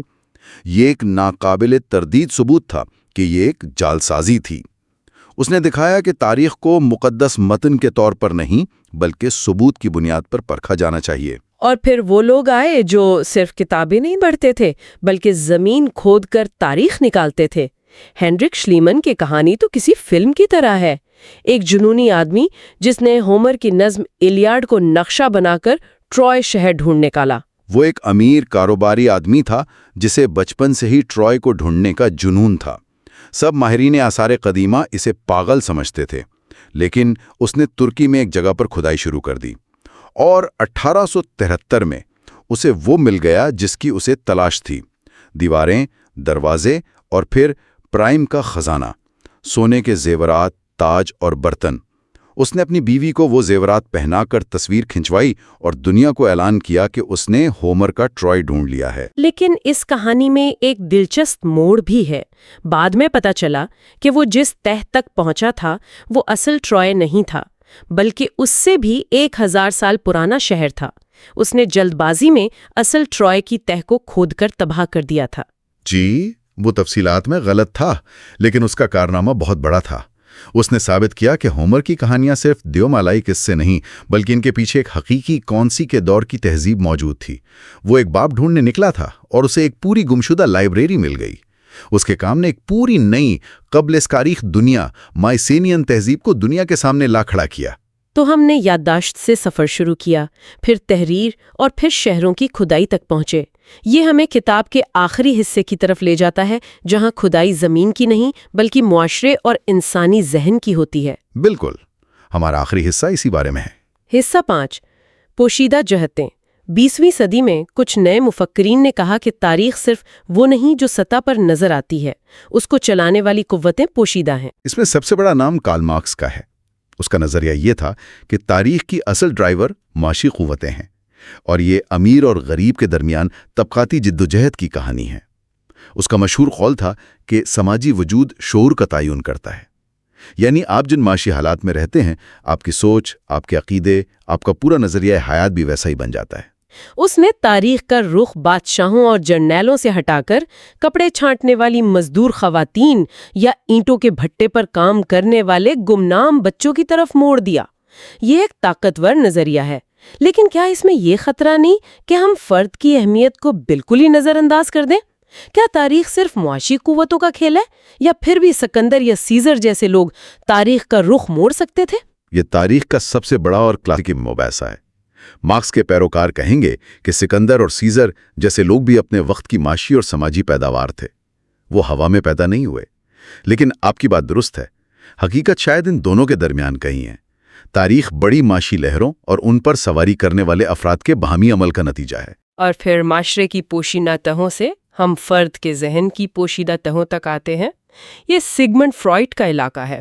اس نے نفسیاتی تجزیے کو روح کے آثار قدیمہ سے تشبیہ دی۔ اس کا کہنا تھا کہ ماضی کبھی مرتا نہیں، وہ ہمارے لاشعور میں دفن ہو جاتا ہے۔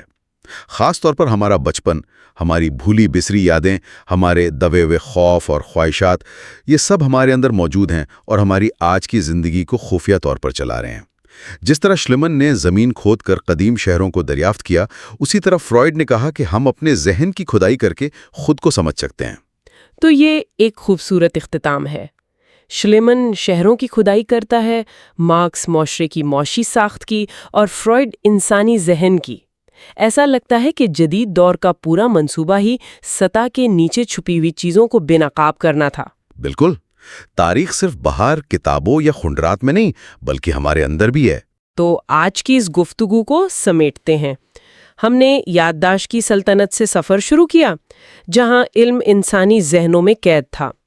پھر ہم چھپی ہوئی کتابوں کی دنیا میں آئے، جس نے علم کو آزاد کیا۔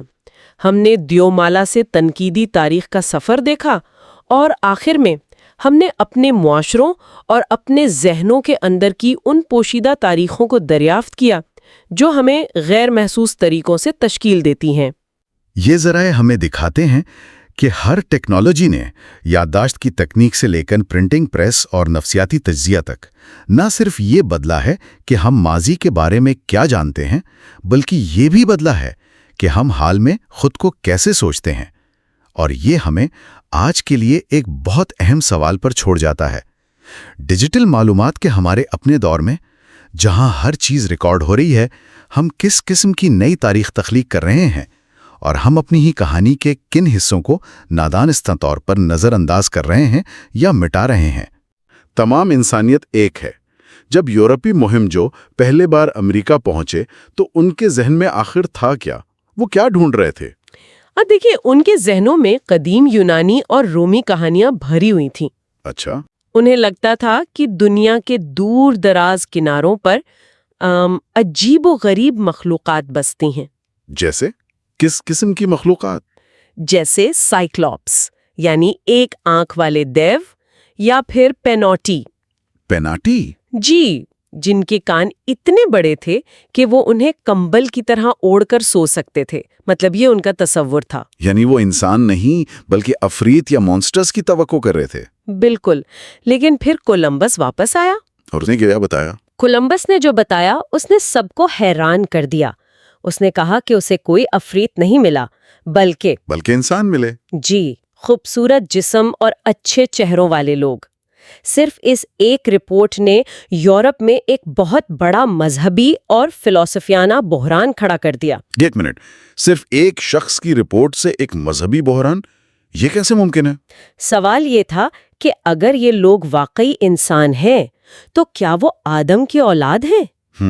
اور اگر ہیں تو کیا انہیں بائبل کی تعلیمات کے دائرے میں لایا جا سکتا ہے؟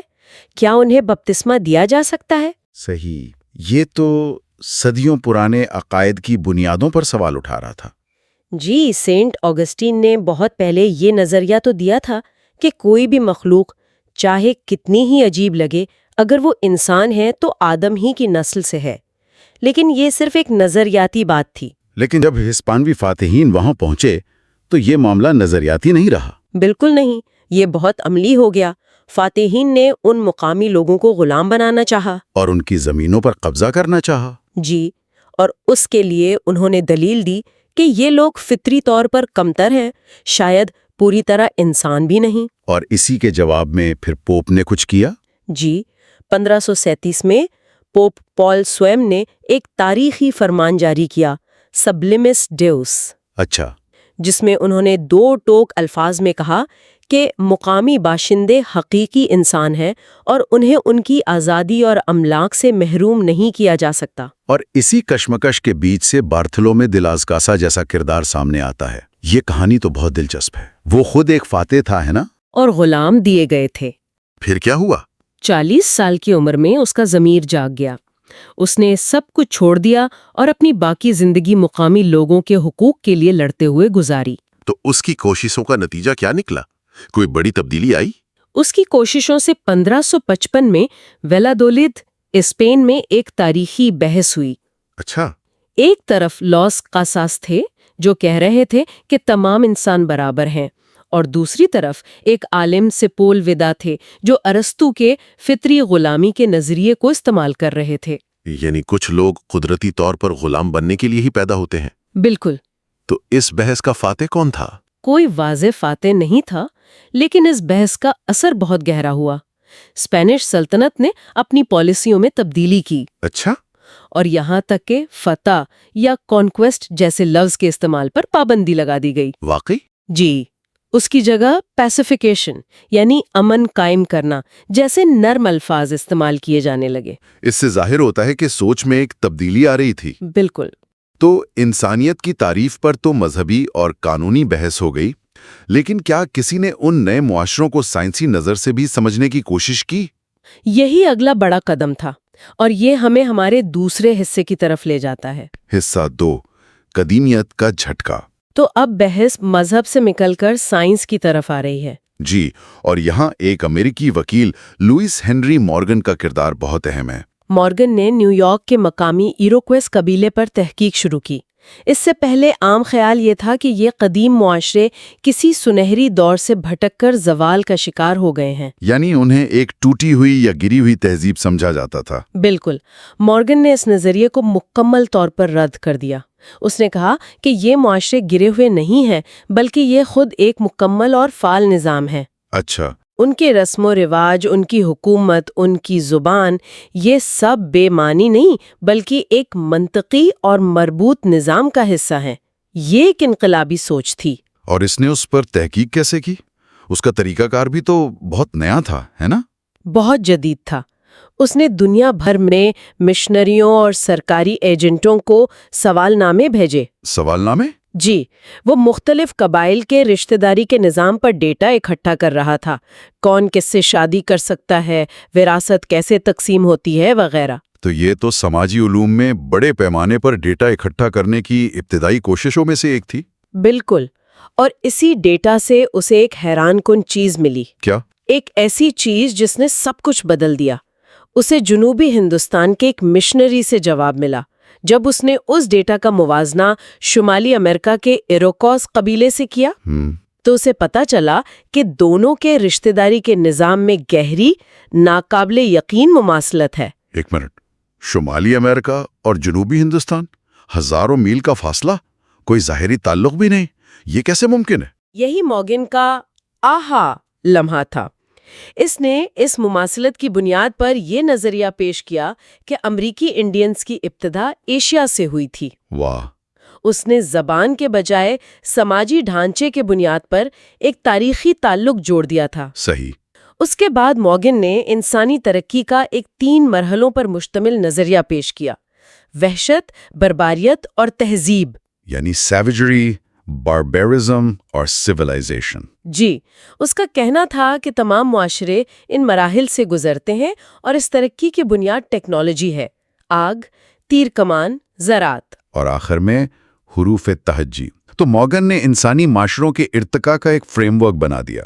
اس نے یقینی طور پر ایک زیادہ منظم سائنس کے لیے دروازہ کھول دیا ہوگا۔ آپ نے بالکل صحیح پکڑا، اور یہیں سے ہم اپنے اگلے حصے میں داخل ہوتے ہیں۔ حصہ 3، ثقافت کی سائنس۔ مورگن کے کام کو ایک انگریز مفکر ایڈورڈ برنٹ ٹائلر نے آگے بڑھایا۔ ٹائلر کا سب سے بڑا کارنامہ یہ تھا کہ اس نے ثقافت یا کلچر کے لفظ کا مطلب ہی بدل دیا۔ اچھا۔ اس سے پہلے ثقافت کا کیا مطلب سمجھا جاتا تھا؟ اس سے پہلے ثقافت کا مطلب تھا اعلیٰ فنون، ادب، موسیقی، یعنی وہ چیزیں جو صرف اشرافیہ یا پڑھے لکھے طبقے کے پاس ہوتی ہیں۔ صحیح، ایک عام کسان کو باثقافت نہیں سمجھا جاتا تھا۔ بالکل۔ ٹائلر نے اسے ایک تنگ نظر تعریف سے نکال کر ایک وسیع سائنسی اصطلاح بنا دیا۔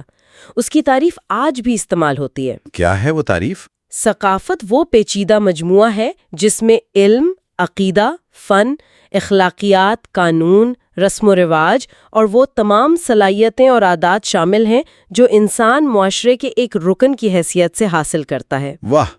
تو اچانک ہر معاشرہ، چاہے وہ کتنا ہی چھوٹا یا دور دراز کیوں نہ ہو، ثقافت کا حامل ہو گیا؟ جی، یہ سوچ میں ایک بہت بڑی تبدیلی تھی۔ دلچسپ۔ اس نے یہ بھی ایک تصور پیش کیا جسے وہ سروائیولز یعنی باقیات کہتا تھا۔ یہ وہ رسم و رواج ہیں جو ایک پرانے معاشرے سے نئے معاشرے میں بغیر کسی عملی وجہ کے محض عادت کی وجہ سے منتقل ہو جاتے ہیں۔ کوئی مثال؟ جیسے آج بھی ہم کمپیوٹر پر سیو کرنے کے لیے فلاپی ڈسک کا آئیکن استعمال کرتے ہیں، حالانکہ فلاپی ڈسک تو کب کی ختم ہو چکی ہے۔ بالکل یہی مثال ہے۔ یہ ایک ثقافتی باقیات ہے۔ ٹائلر نے اسی منطق کو مذہب پر بھی لاگو کیا اور اینیمزم یعنی روحیت کا نظریہ پیش کیا۔ روحیت؟ یعنی یہ عقیدہ کہ تمام چیزوں، پودوں، جانوروں، پتھروں میں روح ہوتی ہے۔ اس کے مطابق یہ مذہب کی سب سے ابتدائی شکل تھی جو آہستہ آہستہ ترقی کرتے ہوئے توحید پرستی تک پہنچی۔ اوہ! تو وہ یہ کہہ رہا تھا کہ توحید پرست مذاہب بھی اسی ارتقائی عمل کا نتیجہ ہیں۔ یہ بات تو اس وقت کے لیے بہت متنازعہ ہوگی۔ بہت زیادہ۔ یہ ایک بہت بڑا چیلنج تھا۔ بعد میں فرانس بواس جیسے ماہرین نے اس نظریے میں مزید بہتری کی۔ اچھا۔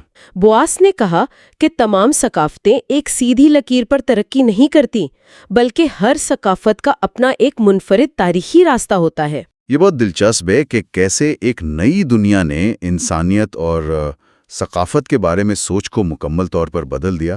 کیا اس کا اثر کسی اور چیز پر بھی پڑا، جیسے دولت کے بارے میں سوچ پر؟ یہ ایک بہترین سوال ہے، کیونکہ جس طرح انسانیت کا تصور بدلا، اسی طرح دولت کا تصور بھی بدلا، اور یہ ہمیں ہمارے اگلے حصے کی طرف لے جاتا ہے۔ حصہ 4، دولت کی پھیلتی کائنات۔ تو پرانے زمانے میں دولت کے بارے میں کیا سوچا جاتا تھا؟ 18ویں صدی تک غالب نظریہ مرکنٹائلزم کا تھا۔ اس نظریے کے مطابق دنیا میں دولت کی ایک مقررہ مقدار ہے، جیسے ایک کیک۔ اگر ایک ملک اس کیک کا بڑا حصہ لے لیتا ہے تو دوسرے کے لیے کم بچے گا، اور دولت کا پیمانہ سونا اور چاندی تھا۔ یعنی یہ ایک صفر حاصل کا کھیل، زیرو سم گیم تھا۔ ایک ملک کی امیری دوسرے کی غریبی کی قیمت پر ہوتی تھی۔ بالکل۔ ہر ملک کی کوشش ہوتی تھی کہ زیادہ سے زیادہ سونا اپنے خزانے میں جمع کرے۔ اور پھر 1776 میں ایک کتاب آئی جس نے اس پورے نظریے کو الٹ دیا۔ جی، ایڈم اسمتھ کی the wealth of nations. Smith نے کہا کہ یہ سارا نظریہ ہی غلط ہے۔ دولت سونے اور چاندی کا ڈھیر نہیں ہے۔ تو پھر کیا ہے؟ اصل دولت کسی ملک کی پیداواری صلاحیت ہے۔ اس نے کہا کہ دولت ایک متحرک چیز ہے جسے پیدا کیا جا سکتا ہے۔ یہ کیک کی طرح نہیں ہے جسے بڑا کیا جا سکتا ہے۔ اور اس نے اس کی کیا مثال دی؟ وہ پن بنانے والی فیکٹری کی مثال بہت مشہور ہے۔ ہاں، اس نے پن بنانے والی فیکٹری کی مثال دی۔ اگر ایک شخص اکیلے پن بنائے تو شاید دن میں ایک بھی نہ بنا پائے۔ صحیح۔ لیکن اگر 10 لوگ کام کو چھوٹے چھوٹے حصوں میں تقسیم کر لیں، ایک تار کاٹ رہا ہے، دوسرا اسے نوکیلا کر رہا ہے، تو وہ مل کر روزانہ 48,000 پنیں بنا سکتے ہیں۔ 48,000؟ جی، یہ ہے محنت کی تقسیم، یعنی ڈویژن آف لیبر۔ اچھا، تو امریکہ کی دریافت نے اس نظریے کو کیسے تقویت دی؟ کیا یہ صرف وہاں سے سونا لانے کے بارے میں نہیں تھا؟ اسمتھ کے مطابق امریکہ کی اصل اہمیت سونا نہیں تھا، بلکہ یہ تھی کہ اس نے یورپی مصنوعات کے لیے ایک بہت بڑی اور نئی مارکیٹ فراہم کی۔ اچھا۔ اس سے تجارت بڑھی، پیداوار بڑھی، اور سب کے لیے دولت پیدا ہوئی۔ کیک کا سائز ہی بڑا ہو گیا۔ لیکن اسمتھ کا ماڈل بھی ہمیشہ کام نہیں کرتا۔ 20ویں صدی میں عظیم کساد بازاری نے دکھایا کہ مارکیٹ خود بخود ٹھیک نہیں ہوتی۔ اور یہیں جان مینارڈ کینز کا کردار آتا ہے۔ کینز نے دیکھا کہ جدید دنیا کا مسئلہ صرف دولت پیدا کرنا نہیں بلکہ بے روزگاری ہے۔ اس نے آزاد منڈی کے اس نظریے کو چیلنج کیا کہ حکومت کو معاشرت میں مداخلت نہیں کرنی چاہیے۔ اس نے کہا کہ جب معاشرت سست ہو تو حکومت کو پیسہ خرچ کرنا چاہیے تاکہ لوگوں کے پاس پیسہ آئے اور وہ چیزیں خریدے۔ بالکل۔ اس نے مجموعی طلب کا نام دیا۔ اس نظریے نے جدید معاشیات کی بنیاد رکھی۔ تو کینز جیسے ماہر معاشیات کے لیے معیشت کو منظم کرنے کے لیے اعداد و شمار کی ضرورت پڑی ہوگی۔ یہ خیال کہاں سے آیا کہ ہم معاشرے کو اعداد و شمار کے ذریعے سمجھ سکتے ہیں؟ یہ خود ایک بہت دلچسپ کہانی ہے اور ہمارے اگلے حصے کا موضوع ہے۔ حصہ 5، اعداد و شمار سے سیکھنا۔ اس میدان کا ایک گمنام ہیرو 17ویں صدی کا ایک لندن کا تاجر تھا، جان گرانٹ۔ ایک عام تاجر؟ اس نے کیا کیا؟ اس نے اس وقت کے سرکاری ریکارڈز، جنہیں بلز آف مورٹیلٹی کہا جاتا تھا، کا تجزیہ کرنا شروع کیا۔ یہ لندن میں ہر ہفتے ہونے والی اموات کی فہرستیں ہوتی تھیں۔ یعنی وہ ڈیٹا جو صرف بیوروکریسی کے لیے اکٹھا کیا گیا تھا، اس میں سے ایک عام تاجر نے کچھ اور ڈھونڈنے کی کوشش کی۔ بالکل، اور اس نے ان خشک اعداد و شمار سے حیران کن نتائج نکالے۔ مثلاً اس نے دریافت کیا کہ عورت کے مقابلے میں مرد زیادہ پیدا ہوتے ہیں لیکن زیادہ مرتے بھی ہیں۔ اس نے یہ بھی دیکھا کہ کچھ بیماریاں صرف مخصوص موسموں میں پھیلتی ہیں۔ دلچسپ۔ اس نے تاریخ کا پہلا لائف ٹیبل بنایا، ایک جدول جو یہ دکھاتا تھا کہ 100 میں سے کتنے لوگ کس عمر تک زندہ رہنے کی توقع کر سکتے ہیں۔ کمال ہے، یعنی وہ پہلا ڈیٹا سائنٹسٹ تھا۔ ایک طرح سے ہاں۔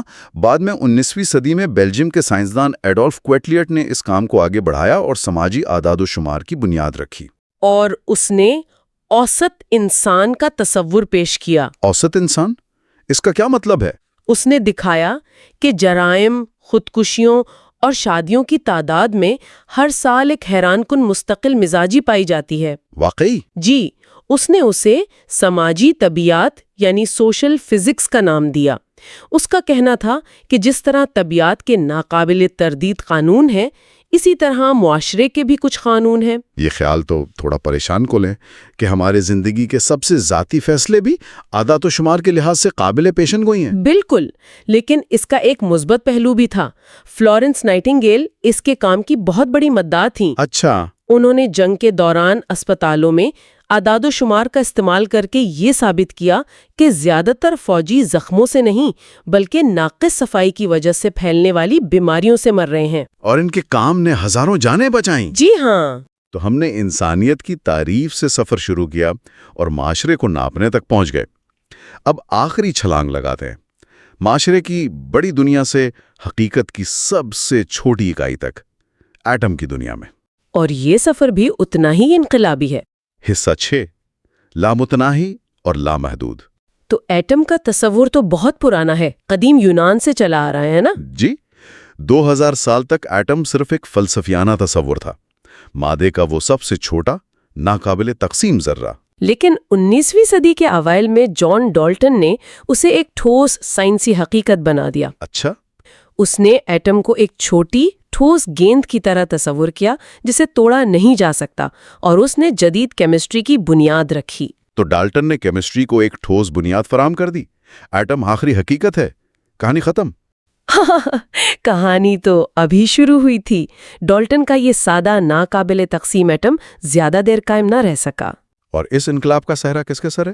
مائیکل فیراڈے کے، جو ایک جلد ساز کا اپرینٹس تھا اور جس کی رسمی تعلیم بہت کم تھی۔ فیراڈے کا نام تو ہم ڈجری اور مقناطیسیت کے ساتھ جوڑتے ہیں، اس کا ایٹم سے کیا تعلق؟ تعلق بہت گہرا ہے۔ نیوٹن کی فزکس کے مطابق قوتیں فاصلے سے ایک سیدھی لکیر میں کام کرتی تھیں، جیسے کشش ثقل۔ صحیح۔ لیکن فیراڈے نے تجربات کے ذریعے ایک بالکل نیا تصور پیش کیا، فیلڈ آف فورس۔ اچھا، اس کا کیا مطلب ہوا؟ سمجھائیں ذرا۔ اس کا مطلب یہ تھا کہ قوت کسی ایک شے میں نہیں ہوتی، بلکہ اس کے ارد گرد موجود ایک غیر مرئی میدان یا فیلڈ میں ہوتی ہے۔ جیسے ایک مقناطیس کے گرد لوہے کا برادہ ایک خاص پیٹرن بناتا ہے، وہ پیٹرن ہی فیلڈ ہے۔ قوت اس پورے میدان میں پھیلی ہوئی ہے۔ تو اس کا مطلب یہ ہوا کہ خالی جگہ دراصل خالی نہیں ہے، بلکہ ان قوت کے میدانوں سے بھری ہوئی ہے۔ یہ تو ذہن گھما دینے والا خیال ہے۔ بالکل، یہ نیوٹن کی دنیا سے ایک بہت بڑا قدم آگے تھا۔ فیراڈے نے یہ بھی ثابت کیا کہ روشنی، بجلی اور مغناطیسیت الگ الگ چیزیں نہیں، بلکہ ایک ہی حقیقت کے مختلف پہلو ہیں۔ اور اس کے کام نے پھر آگے کا راستہ بنایا۔ جی، اس نے جیمز کلرک میکسویل اور پھر آئنسٹائن کے لیے راستہ ہموار کیا۔ ڈالٹن کا سادہ ٹھوس گیند جیسا ایٹم ٹوٹ چکا تھا، اور اس کی جگہ ایک پیچیدہ، पुरस्कार कायनात ने ले ली थी। जी, जो तवानाई के मैदानों से बनी थी, जहां मादा और तवानाई एक दूसरे में तब्दील हो सकते थे। तो इस सारे सफर का क्या मतलब निकलता है? हमने अफरीद के खौफ से बात शुरू की और मुतनव्वे सकाफतों के साइंसी तसव्वुर तक पहुंचे, महदूद खजाने के नजरिए से निकलकर फैलती हुई दौलत तक, और ठोस एटम से तवानाई के गैर मरी मैदानों तक का सफर तय किया। इस पूरे सफर में एक बात मुश्तरक है। हर दरियाफ्त ने, चाहे वो एक नए बर्रे-आज़म की हो या एक नए साइंसी नजरिए की, पुराने जामिद और यूरोप मरकज नजरियात को चैलेंज किया। सही। हर कदम ने हमें ये सिखाया कि हकीकत हमारे तसव्वुर से कहीं ज्यादा पेचीदा, कहीं ज्यादा वसी और कहीं ज्यादा दिलचस्प है। जानने का अमल कभी खत्म नहीं होता। बिल्कुल। आइंस्टाइन ने कहा था, दुनिया का सबसे नाकाबिले फहम मामला ये है कि इसे समझा जा सकता है। से हमारे समझने के औजार आदादोशुमार से लेकर क्वांटम फिजिक्स तक ज्यादा पेचीदा होते जा रहे हैं।